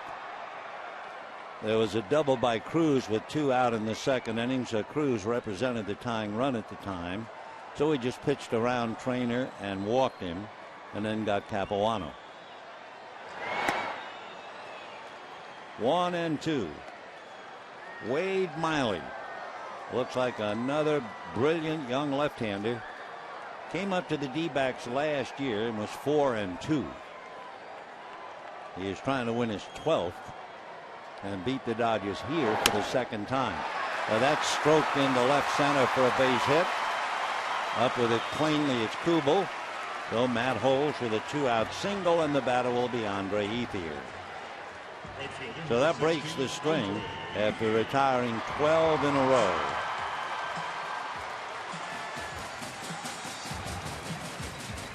Andre Ethier grounded out and struck out.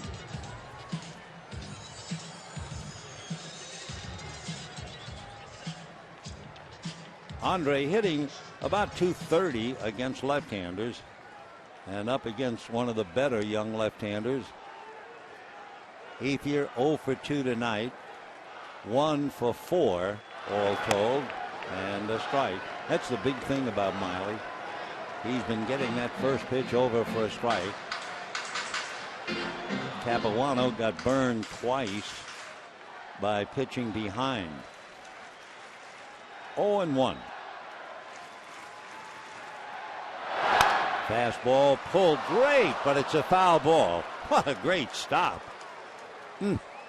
Paul Goldschmidt. Back to first base goes Kemp.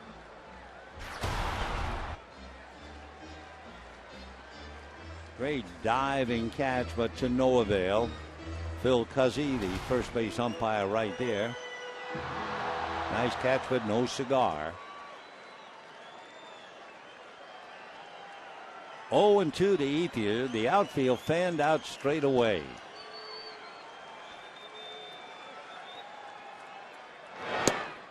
Check. They're going to look. No swings at Manny Gonzalez.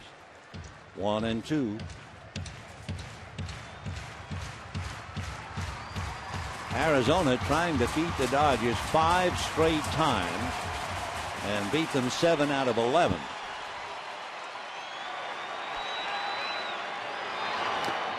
In the dirt. Nice block by Montero. New ball put in play. 2-2.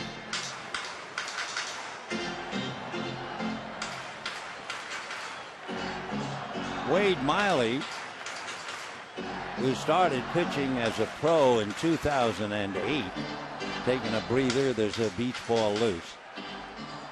He spent 2 years pitching in Visalia, where Aaron Hill lives, and then they became teammates last year. 25 years old. He'll be 26 in November.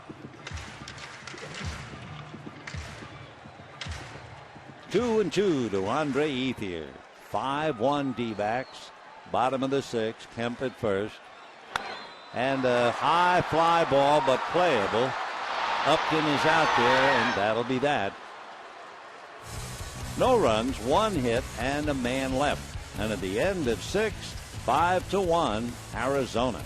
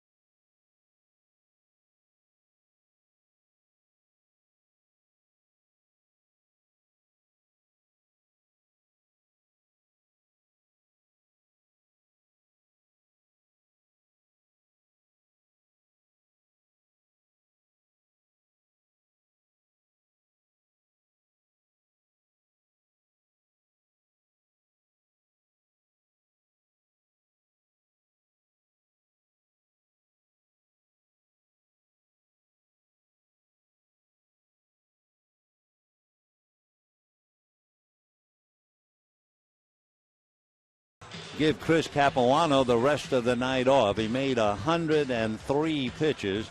Capuano allowed 5 runs, 6 hits, and once again up popped the devil. 2 home runs by the D-backs. Last night, a 3-run home run by Goldschmidt and a grand slam by Johnson. Tonight, a 2-run home run by Goldschmidt and a 3-run home run by Miguel Montero. So Sean Tolleson, who pitched briefly last night, he made a couple of pitches in the 7th inning, retired the side in order, struck out Goldschmidt and Upton last night. So Sean will put it on the line tonight, and it'll be Chris Young, Aaron Hill, and Jason Kubel. So Young, who started because he was swinging the bat very well against left-handers, goes 0 for 3 against Capuano. Meanwhile, up north, the Giants are leading the Mets 3-1 at the end of 6. Ball one. Giants adding the run, but they could only get one despite the fact they had the bases loaded with nobody out. And they managed to get one. And a towering fly ball. Hairston going back, still on the grass, and now on the track for the out. So Young gives it a ride, but not far enough. One away. Tollison made 16 pitches in retiring the side last night. Second baseman, Aaron Hill. Sean out of Dallas, Texas, lives in Fairview. His uncle and cousin were football players at Texas A&M. He went to Baylor, and the Dodgers picked him up just 2 years ago. He made rapid progress. This year, he went from Great Lakes to Albuquerque to Chattanooga and then to the Dodgers. 0-1. 0-2. Aaron Hill is 0 for 3, struck out, grounded out twice.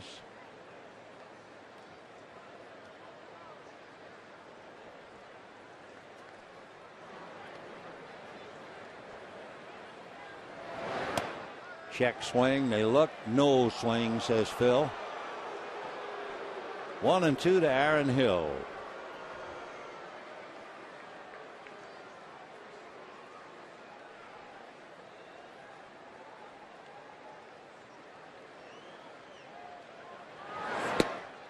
Two and two. If you say getting outs in the big leagues is like pulling teeth, Sean Tollison is the guy. When he was at Baylor, he was studying pre-dentistry. Chopper to third. Hanley backs up to get a hop and then throws him out.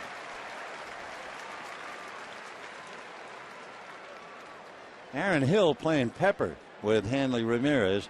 He's grounded out 3 times to him.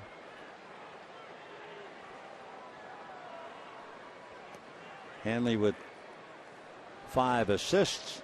And here is Jason Kubel. Walked, struck out, popped up.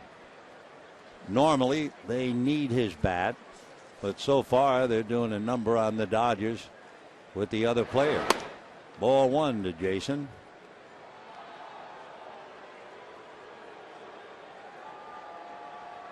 Kubel in the month of July had 11 home runs and 22 runs batted in.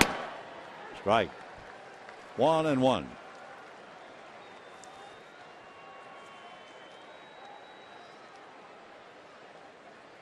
In December of last year, Jason signed a 2-year deal.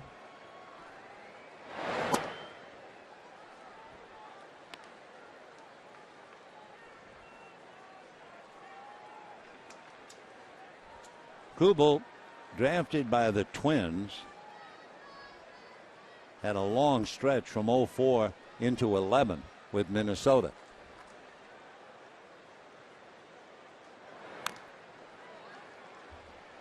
Kubel with his 22 home runs now, most home runs he hit in 1 year. 3 years ago he hit 28. 17 of his 22 home runs have been hit against right-hand pitchers. And 17 of the 22 have been hit at home. Ball 3.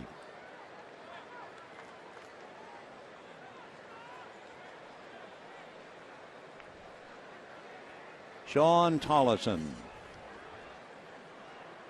24 years old. Fastball lifted to left center.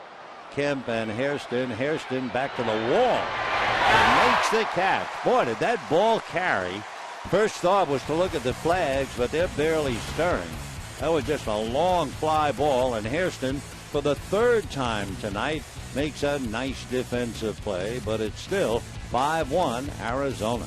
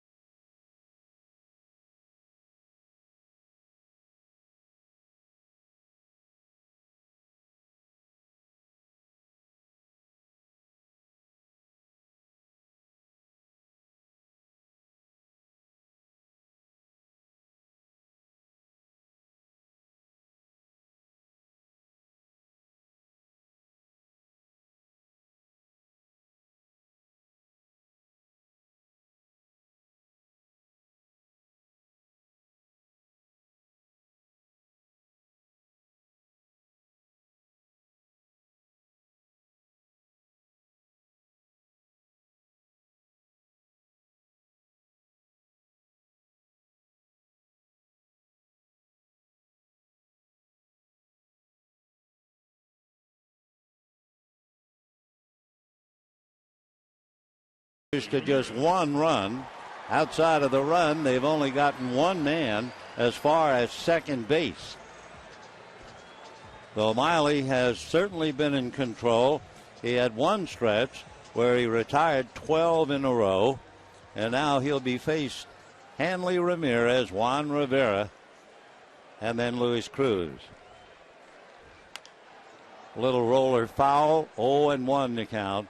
Miley doing a tremendous job of changing speeds. That was a classic example. He took a lot off that pitch, and Ramirez lunged at it, almost lost his balance. 0-1. Fastball after the change. So through 6, you could certainly have the rhyme Wiley Miley. Hanley Ramirez has hit back to the box and grounded to second.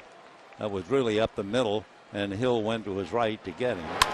This time he strokes it into right, but coming over is Upton to handle it, and that was tough. That was in the lights, and you could see Upton turn his head. For a split second, he lost it. That's got to be kind of a terrifying feeling. I mean, the ball's hit on a line, and you lose it. You're liable to lose teeth for sure. So a nice play by Justin. One away. And the batter, Juan Rivera. Rivera grounded to short and struck out. Miley has struck out 7. And a strike. There's that first pitch strike. He's been in command all night. He's only made 80 some odd pitches.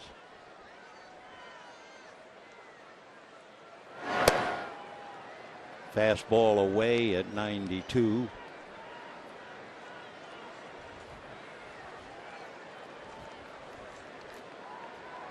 Miley from Laranger, Louisiana. Fastball and a foul ball. 1-2.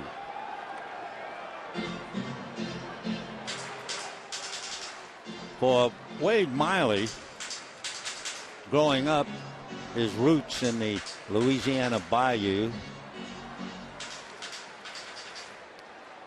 he knows several of the characters. You know the History Channel show, have you ever seen Swamp People? A TV series documenting alligator hunting in Louisiana. Well, he's bought crawfish from the family of one of the characters. They say that Miley has been alligator hunting.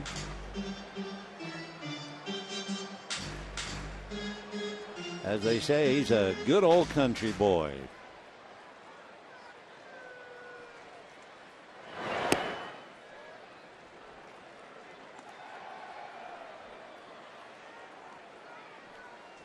They were talking about Wade Miley being a country boy from Louisiana, and his first trip to New York. Chopper to the hole, long throw from Stephen Drew on the money. Wonderful play by Stephen Drew. 2 out in the 7th inning. Anyway, the country boy from Louisiana went to New York. He didn't like it. He said he left his Times Square hotel, walked 2 blocks, and turned around and came back. He said, there's people everywhere. Well, yeah, in New York, over 8 million. He said there's people everywhere. You can't even cross the road, or a taxi cab is going to run over you. Just a lot of people. He said you wouldn't see that many people in my hometown in 3 weeks combined. He said last night after the game we were on the bus. We couldn't even turn. Like a herd of bulls coming through. So he was not very much of a member of someone who loved New York, New York. 2-1 to count to Luis Cruz.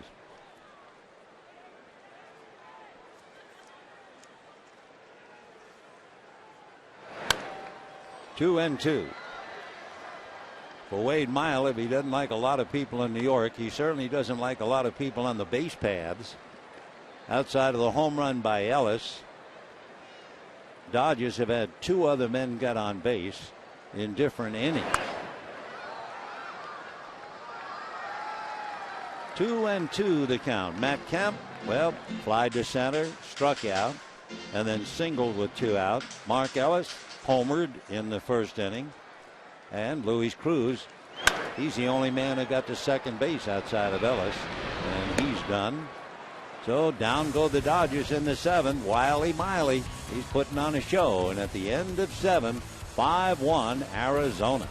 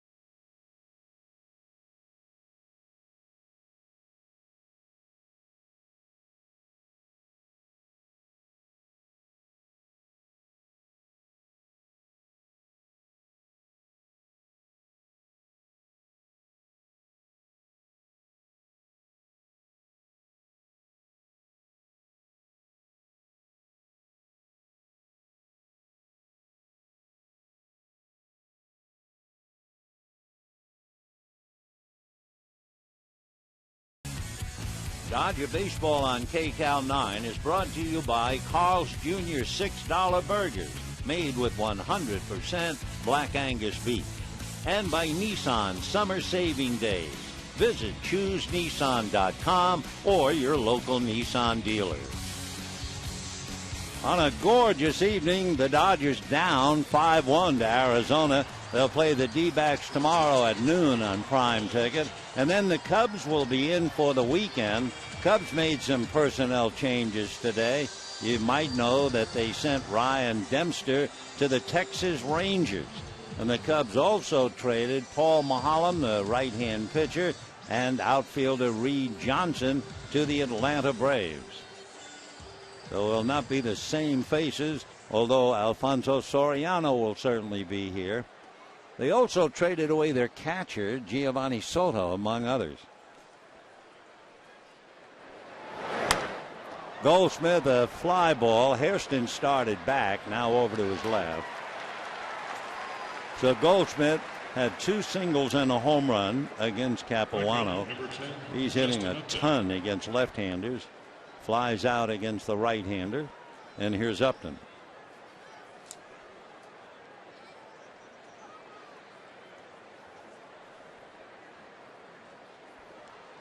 Justin Upton grounded to third, struck out, single to right.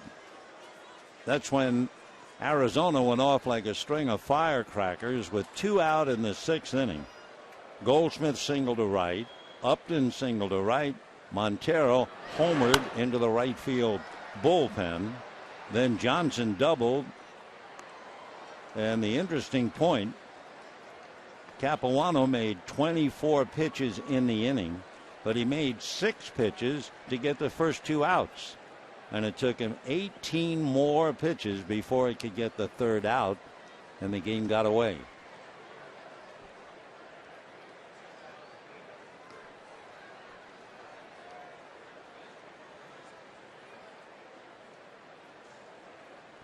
Tonight, Kirk Gibson bobblehead night, and it's a big success. The paid attendance, 52,832. 52,832. Big night for Kirk.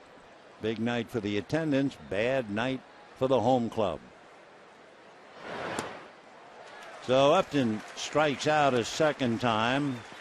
Dodgers do a real number on him. He has struck out 4 times in the 2 games.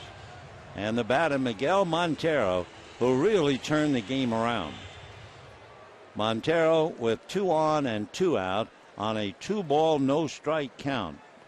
Remember the previous at-bat, the count went to 3-0, and he green-lighted, did Gibson, and Montero a long fly ball to right field. So the next at-bat, 2 on, 2 out, and a 2-ball, no-strike count. They put the green light up again, and Montero hit it in the bullpen. He has 12 home runs, 61 runs batted in. A report out of AT&T. That's a strike.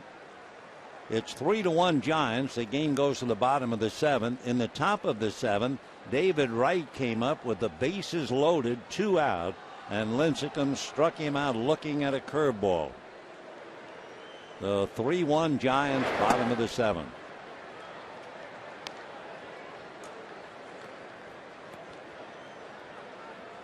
The bullpens are active. Jamie Wright in the Dodger pen. David Hernandez in the Arizona pen. Wade Miley has made 96 pitches, so they're backing him up.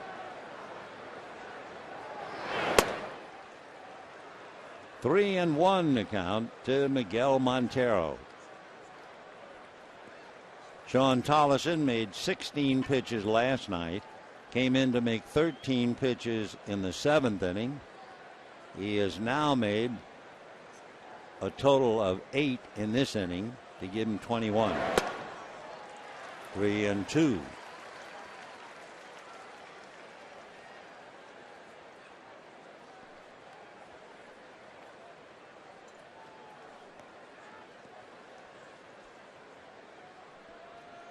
Waiting on deck, Chris Johnson. Fouled away.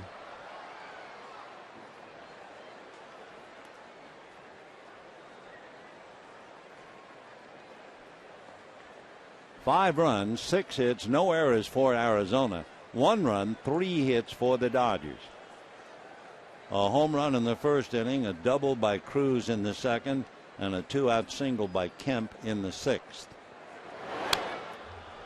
Still 3-2.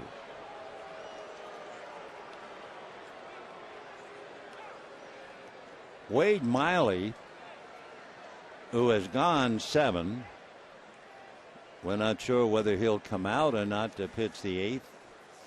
We'll have to wait and see. Miley pitched 8 innings the middle of June against Colorado, 8 against the Cubs, and that's it. Those are only 2 times that he pitched 8 innings. Well, he's gone 7 tonight, so we'll see. 3-2. And Montero fouls it back.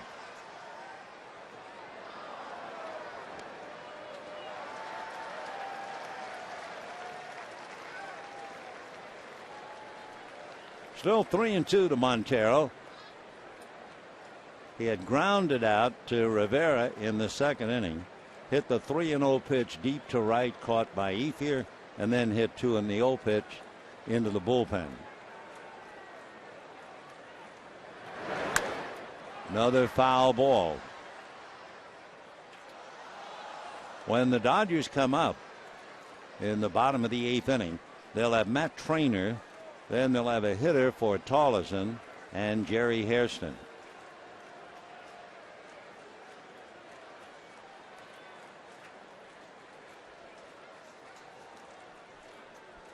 Three and 2. And ball 4. So Montero draws a walk, and the batter will be Chris Johnson, who walked, lost a hit on a diving catch by Jerry Hairston, and then Johnson doubled in the 6th inning. And here comes Don Mattingly, and let's see exactly what he's going to do. The last out was the shortstop Luis Cruz. Juan Rivera is walking towards the Dodger dugout. James Loney will take over at first base. Let's see if there are more maneuvers. Rivera going out, and Loney coming in, along with Jamie Wright. So actually, Loney would bat ninth, and Wright would go in Rivera's spot, and we'll be back.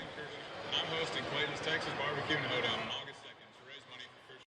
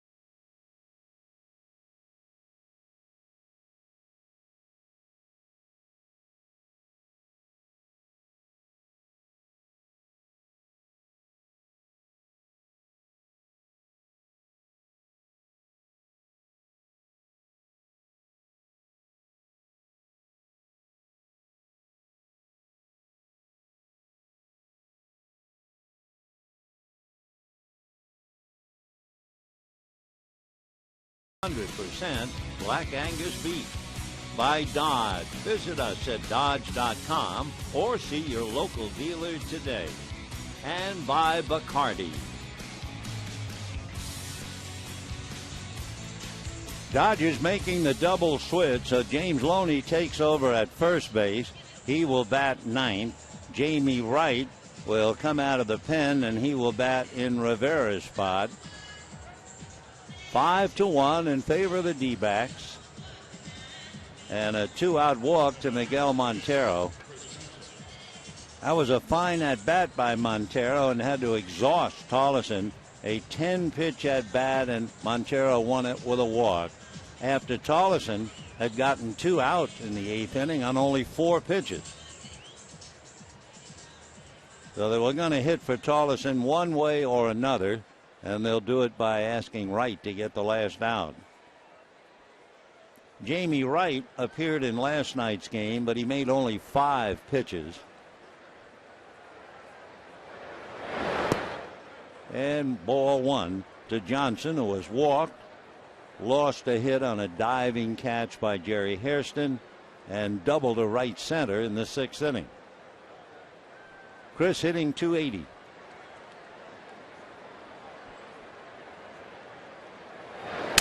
And a broken bat, base hit to center. Montero stops at second. So Chris Johnson with a single, double, and a walk tonight, breaking the bat with that hit. And the batter will be Stephen Drew.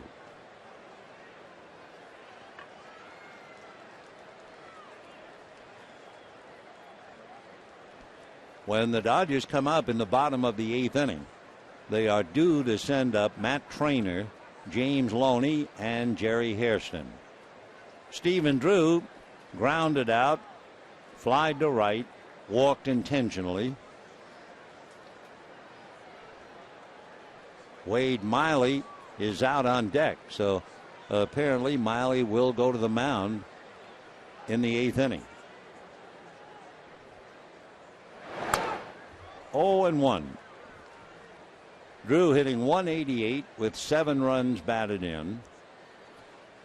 Tell you how good Miley has been tonight through 7 innings. First of all, the Dodgers dominate left-hand pitchers here at Dodger Stadium.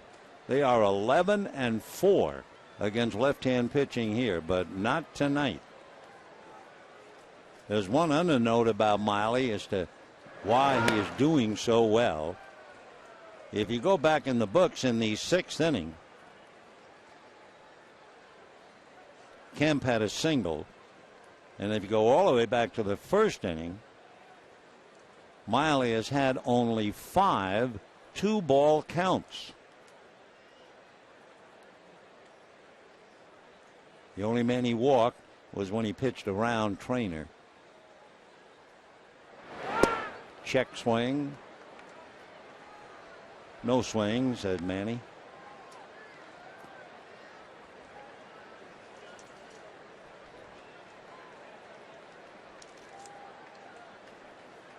So at second, Miguel Montero. At first, Johnson with 2 out. 2-1 to Stephen Drew. Ball 3.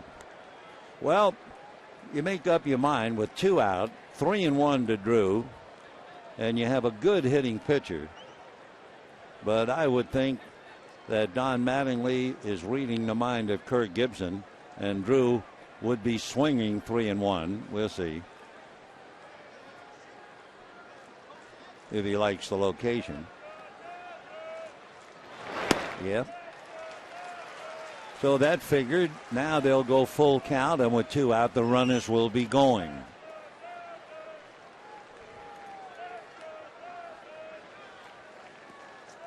Stephen Drew is not the fine player that he was because of that terrible ankle injury. But once he catches up, he'll be back to his old form. Runners ready, and the runners go. And it is ball 4, and that'll bring up Wade Miley.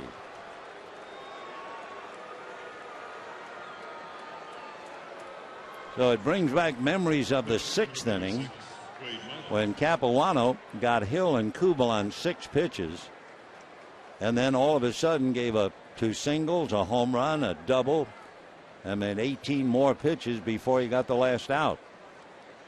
Now here in the 8th, Goldschmidt and Upton made out. Tollefson looked like he'd be finished and only had a 10-pitch at bat to walk Montero, so he was done.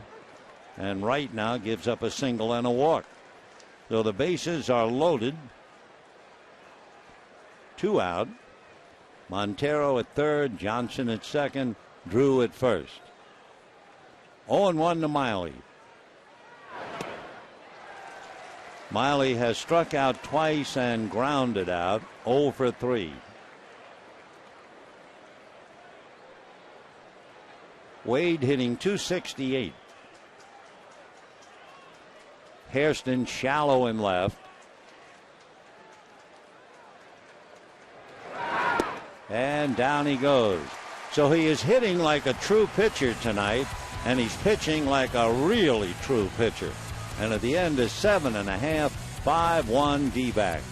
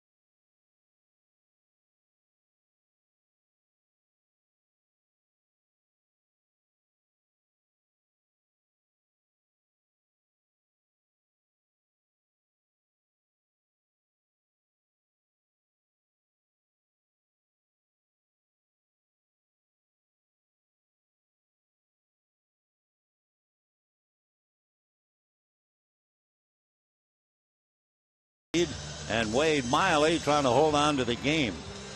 Up north at AT&T Park, remember we told you that Tim Lincecum struck out David Wright looking at a curveball with the bases loaded. Lincecum has now given way to the bullpen, and the Giants lead 3-1 bottom of the 8th. Of course, the Giant bullpen has been burned a bit ever since the home run by Hanley Ramirez Friday night.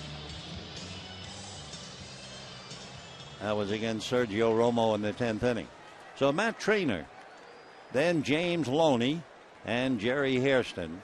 And again, I'll repeat, Wade Miley has had only 5 2-ball counts since Kemp's at bat in the first inning.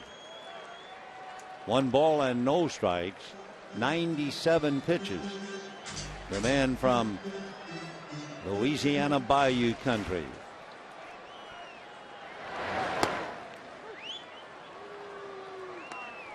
One ball and 1 strike. Remember Ron Guidry, the Yankees?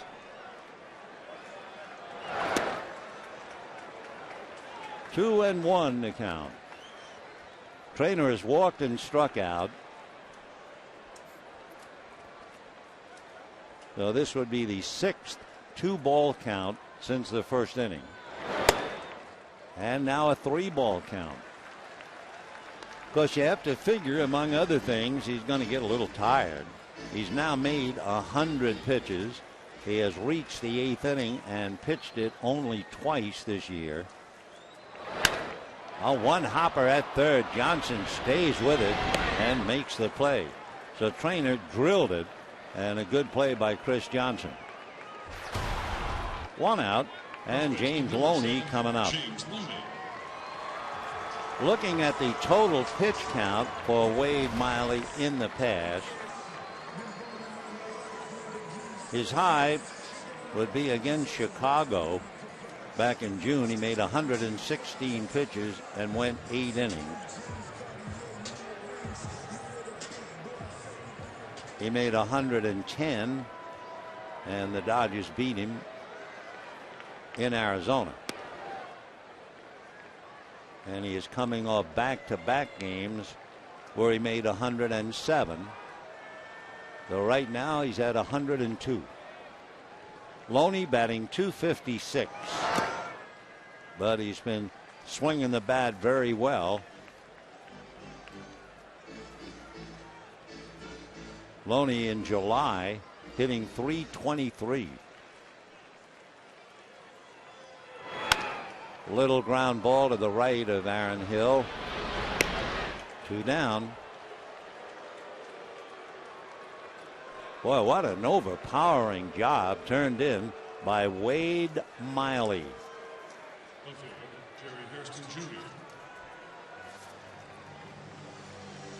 Wade ready to work now.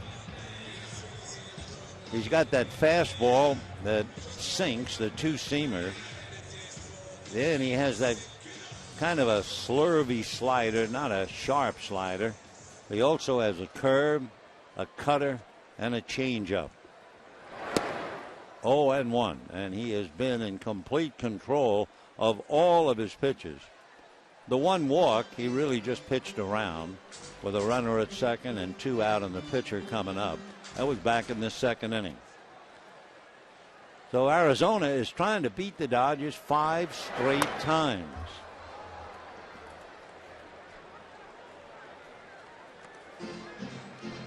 Another thing, should Arizona win the game,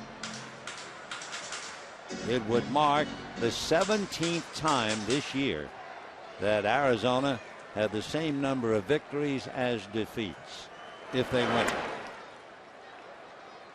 Should they win, they went over from 51-51, and then Goldschmidt got them over that.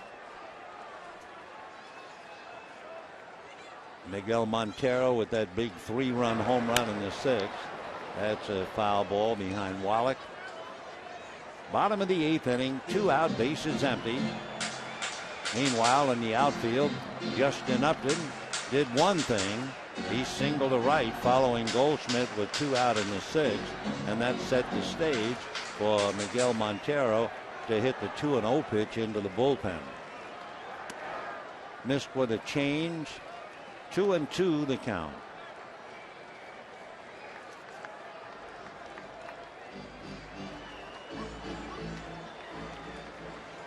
Miley, 25 years old. He'll be 26 in November. A change and a fly ball, very playable. Chris Young. Though he throws a change up at 80 miles an hour, that takes care of Hairston.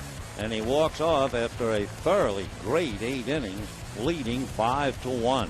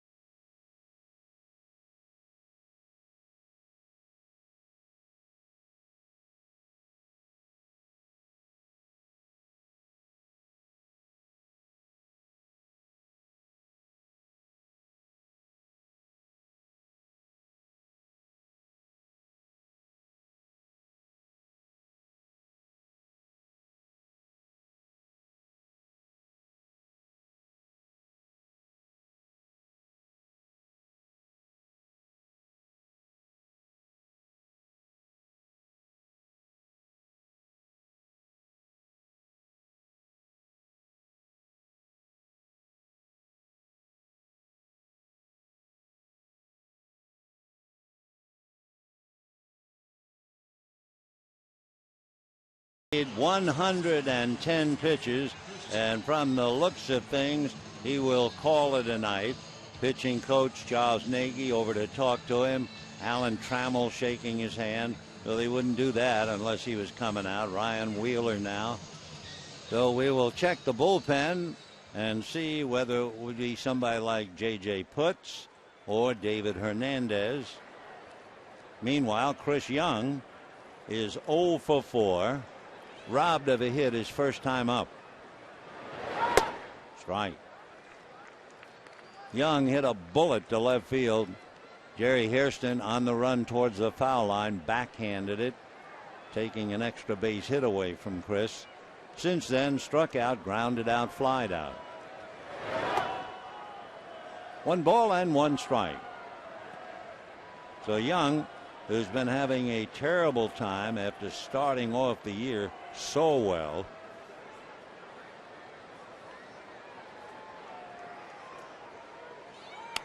and he hits one softly to left field, and it will hit for a base hit.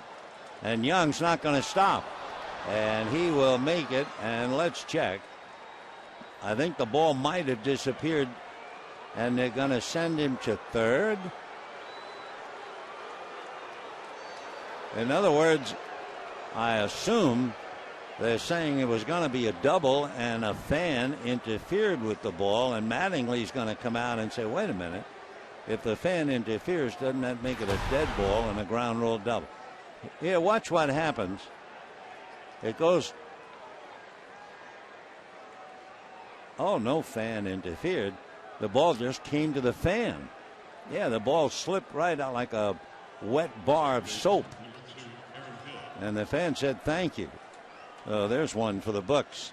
So Young will get a double, and I assume there'll be an error charge to Hairston, of course.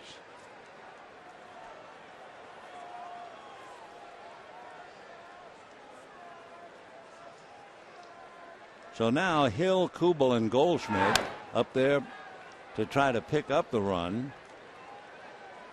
Hill has struck out and 3 times hit ground balls to Hanley Ramirez. 2 of the times against Capuano and once against Tolleson. So there's an RBI there for the taking. 0-1. Hard ground foul. And Hairston picks up the foul ball and throws it deep into the lower stands in left field. So he's contributed 2. 0-2 the count to Aaron Hill.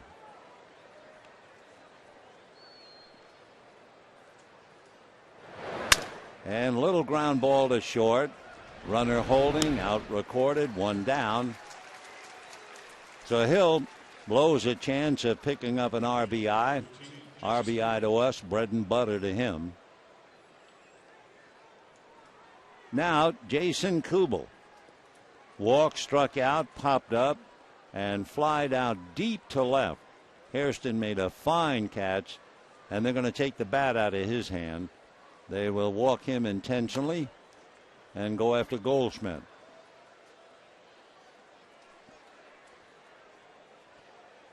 Goldschmidt against Capuano had a home run and 2 singles. Against Tollison last time up, flied to left field.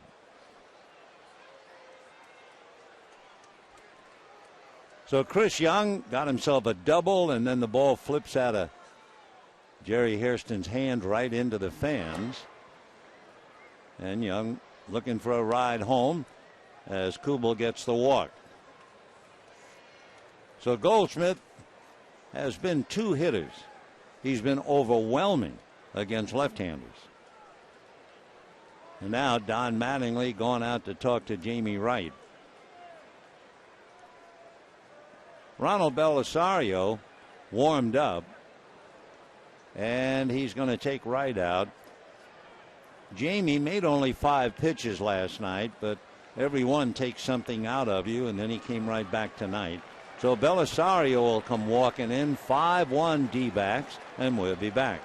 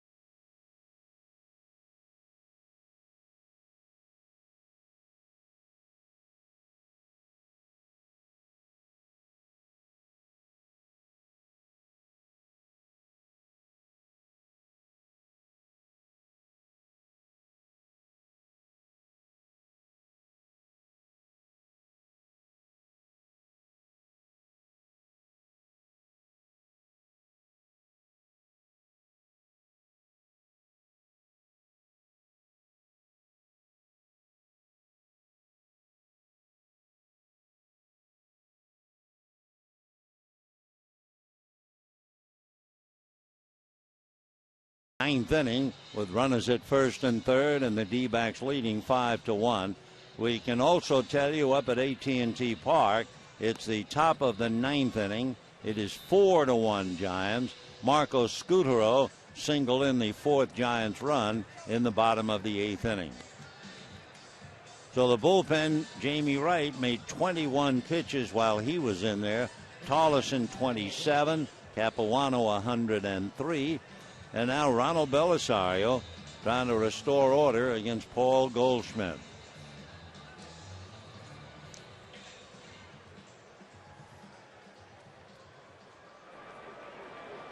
Goldschmidt facing Belisario 0 for 2 in the pass. And then following Goldschmidt, Justin Upton. 5 runs, 8 hits for the D-backs. 1 run, 3 hits for the Dodgers. And ball 1.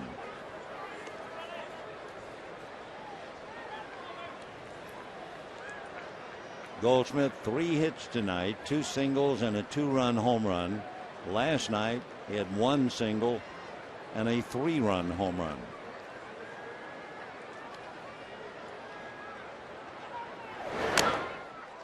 One and one.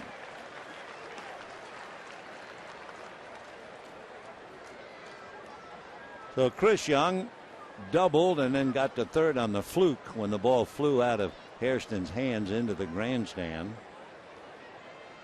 Kubel at first. They walked him intentionally. 1-1. Ball 2. Final score up north. The Giants beat the Mets 4-1. That ends a Giant 5-game losing streak. Remember, the Dodgers administered 3 of the 5.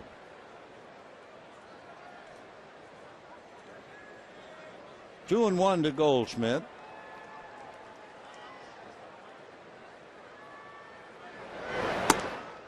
And ball 3. Belisario with 1 wild pitch, always a factor with a runner at third.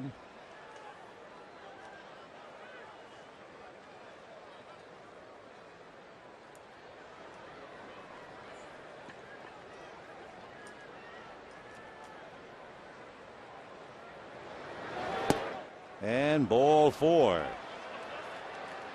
So Kubel goes to second. Young holds at third. Bases are now loaded. Still 1 out. An uncomfortable feeling from Don Mattingly, who was afraid of what has happened to the Dodgers after that euphoric 3-game sweep up in San Francisco. Mattingly was afraid of a letdown. And of course, last night they were let down anything but gently, 7-2. Tonight they're down 5-1. So here is Upton, and a strike. Upton, a base hit tonight, is 1 for 4, 1 for 8 in the series, and he has struck out 4 of the 8 at bats. So Young, Kubel, and Goldschmidt out there, 5-1 D-backs, 9th inning. And ground ball up the middle, smothered by Cruz. The throw to second in time. Scoring on the play is Young to make it 6-1. Could have been worse. Luis Cruz saving a run on a base hit up the middle that he smothers and turns into a force play barely for the second out. Catcher, Miguel Montero. So Young scores. Upton gets a run batted in, and the batter is Miguel Montero. First and third, 1 in, 6-1 Arizona. Montero grounded out, fly deep to right on a 3-0 pitch, hit a 3-run home run on a 2-0 pitch, and then had a 10-pitch at bat and walked. Yes, you're right, he's tough. Ball 1.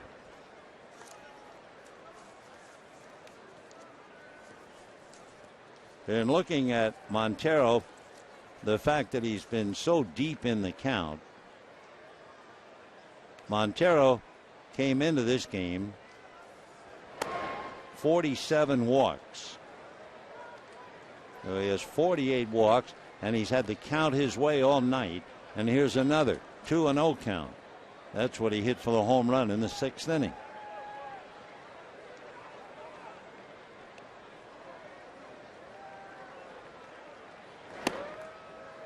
Well, now remember, he swung 3-0 back in the 4th inning and hit a fly ball to right.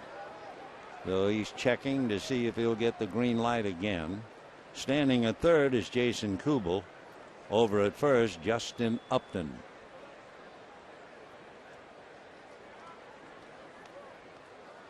Three and 0. And he gets the walk. So the bases are loaded now for Chris Johnson. So Belisario has faced 3 batters, 1 a force play, sandwiched with 2 walks. The Honeycutt talking about how they want to pitch Johnson.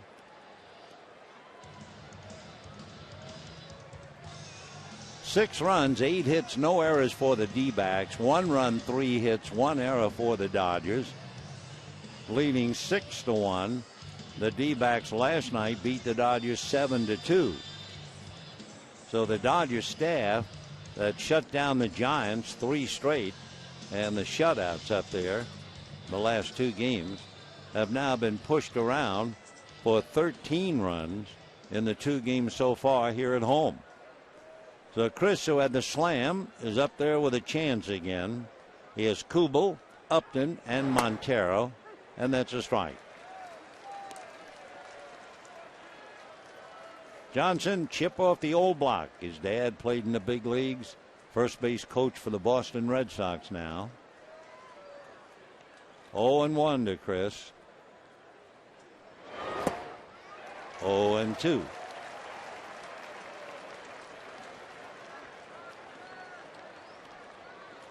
Kubel at third, Upton at second, Montero at first. Chris Johnson out of Stetson University.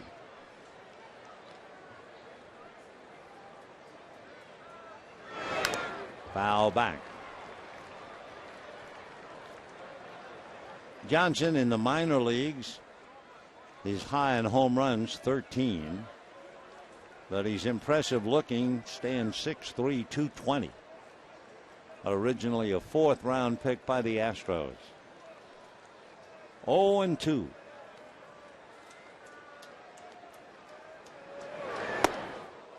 One and two. Johnson walked, lost a hit on a diving catch by Hairston, double to right center, and then single to center in the eighth inning.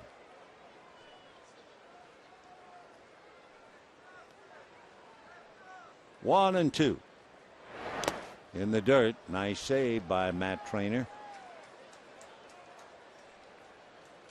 2 balls, 2 strikes, 2 out, bases loaded, 6-1 Arizona. The Dodger run, a murmur of protest back in the first inning. A home run by Mark Ellis.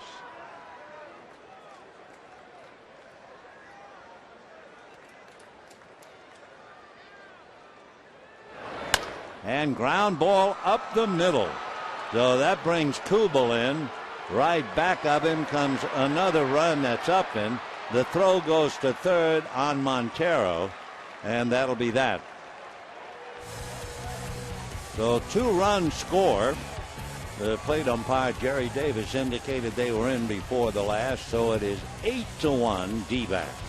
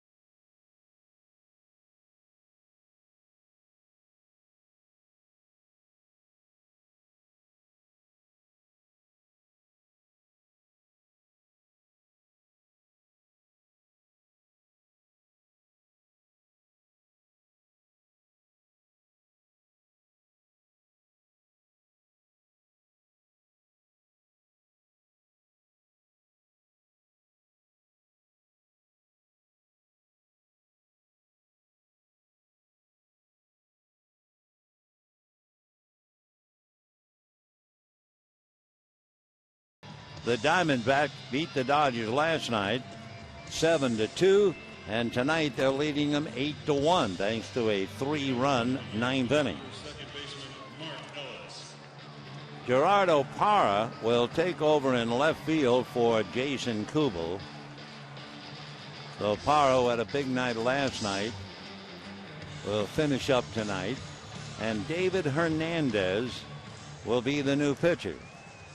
It was a magnificent effort by Wade Miley. Wow, he was just remarkable. Miley allowing 1 run. That was a home run by Mark Ellis, and only 2 other hits. So Hernandez has a tough act to follow, and Mark Ellis is the first one up. Homered, fly to center, grounded out. Slider, 0-2. For Miley, at one stretch, Wade had retired 12 in a row, and then the back end of the game, Miley retired 7 in a row.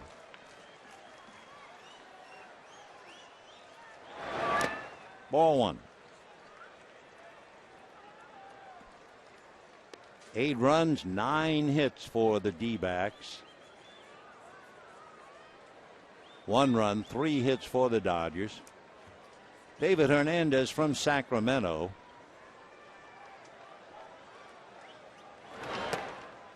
Missed with a change, 2-2.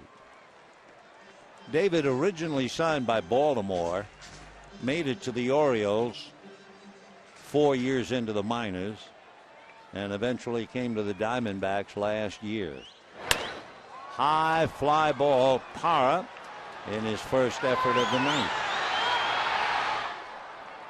So Ellis a fly ball, 1 down, and the batter Matt Kemp. So from the looks of things, the Dodgers began the night tied for first with the Giants. Giants won. They'll go a game up on the Giants. And Arizona will then be 2.5 back of the Dodgers and 3.5 back of the Giants. And you couldn't blame the Dodgers from hearing footsteps. Matt Kemp fly to center, struck out, single a lab, 1 for 3.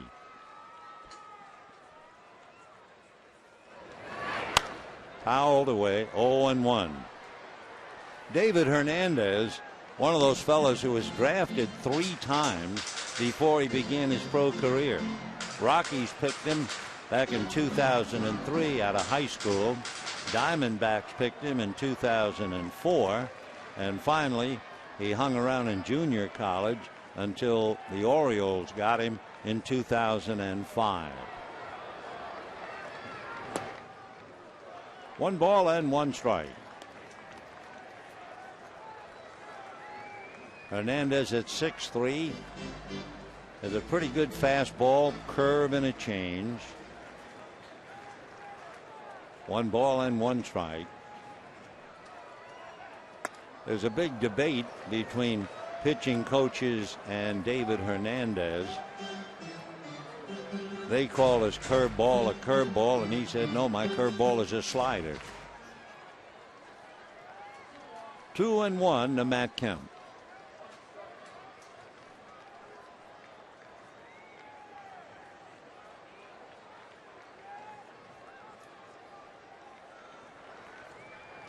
Waiting on deck, Andre Ethier.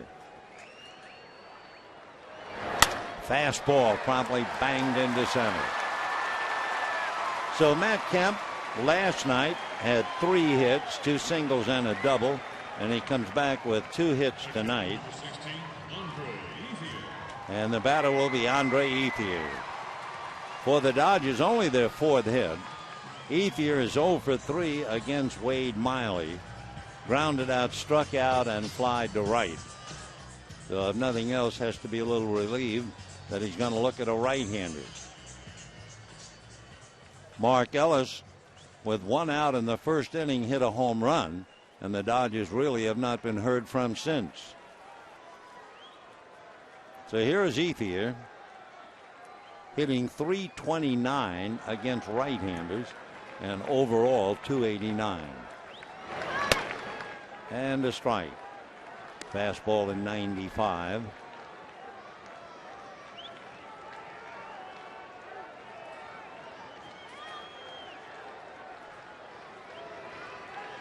No balls, 1 strike. Another fastball, and boy, did Ethier turn on that thing. It was 95. He turned on it. You think it was 60 miles an hour. He hit it right off the railing behind him, the Arizona dugout.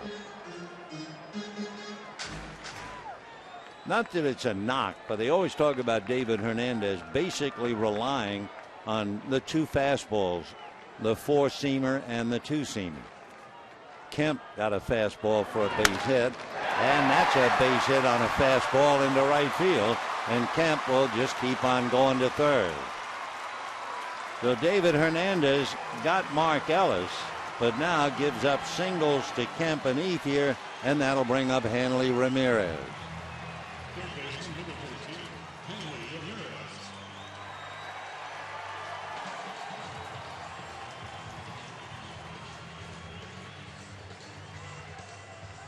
Miguel Montero out to talk to David and give him a little bit of a pep talk. Miggy doing all the talking and Hernandez listening, and now Goldschmidt talks to him. Hanley Ramirez hit back to the box hard, grounded to second, and flied to right.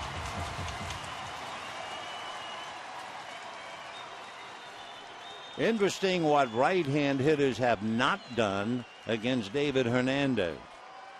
If you include Kemp's single, right-hand batters this year are hitting 128 against David Hernandez.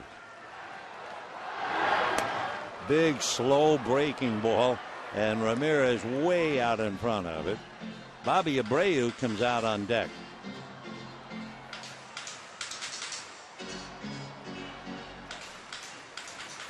No balls, one strike. One out, ninth inning, 8-1 D-backs. Dodgers at first and third. 1-1.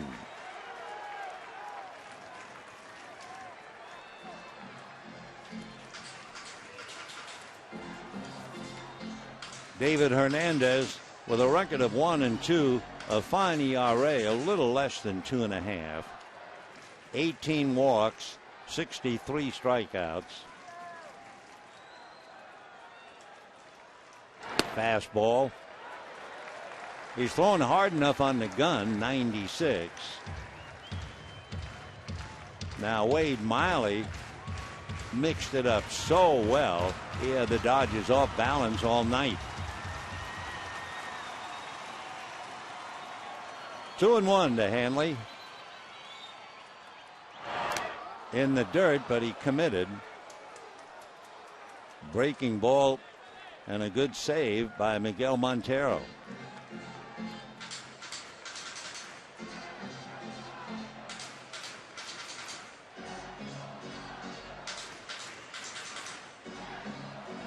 Montero, who does it all behind the plate.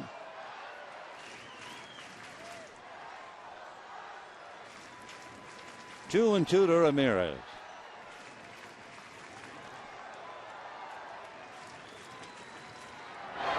Fastball. Got that again right at 95. But it's been a rare breaking ball thrown by David Hernandez.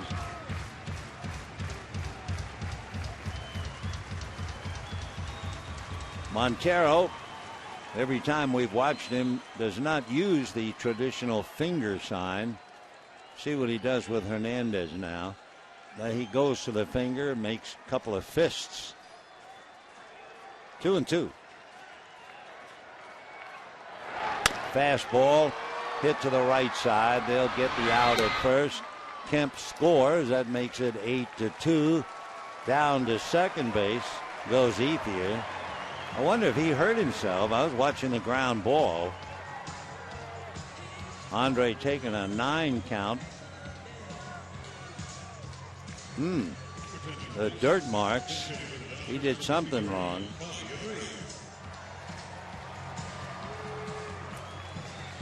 So Ethier had trouble on that ground ball, but he looks like he's okay.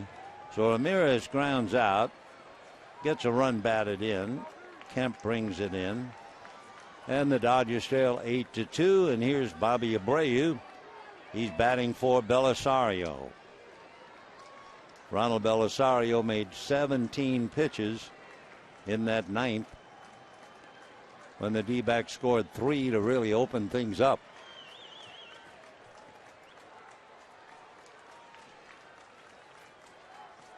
Abreu, as a pinch hitter, singled to left field last night. This time fouls it away. And what was the big surprise last night about Abreu? Dodgers were losing 7-0, and with one out, he singled to left and then stole second.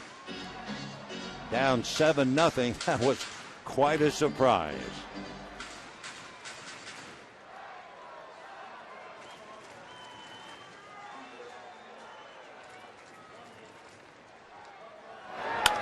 And a fly ball, slicing foul, and that will go back into the stands. 0-2 the count to Bobby Abreu. He's been a very successful pinch hitter. He is 6 for 18. That means a .333 batting average coming off the bench. 2 runs batted in.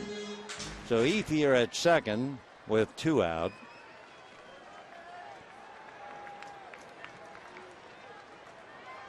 Oh and 2. Check swing, no swing.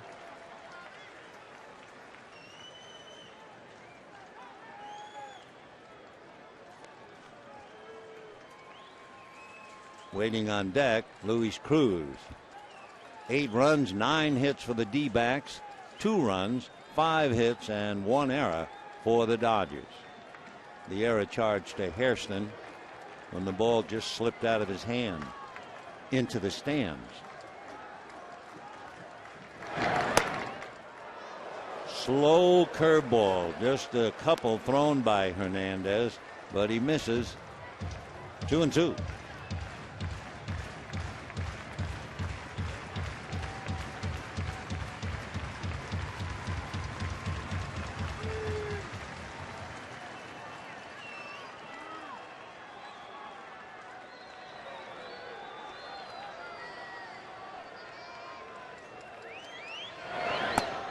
On the corner with a straight change. What a pitch and a time to throw it. So Hernandez strikes out Abreu looking with a change up on the outside corner. The Dodgers wind up with a run and nothing else. 8 runs, 9 hits, no errors for the D-backs. 2 runs, 5 hits, 1 error for the Dodgers, who fall out of a tie. Giants are back alone in first place, lead by 1. And the Diamondbacks 3.5 behind the Giants, but only 2.5 behind the Dodgers. And by the way, Diamondbacks have not only won 7 of 11 against the Dodgers, they have beaten them 5 straight. And with that, we'll wish you all a very pleasant good evening.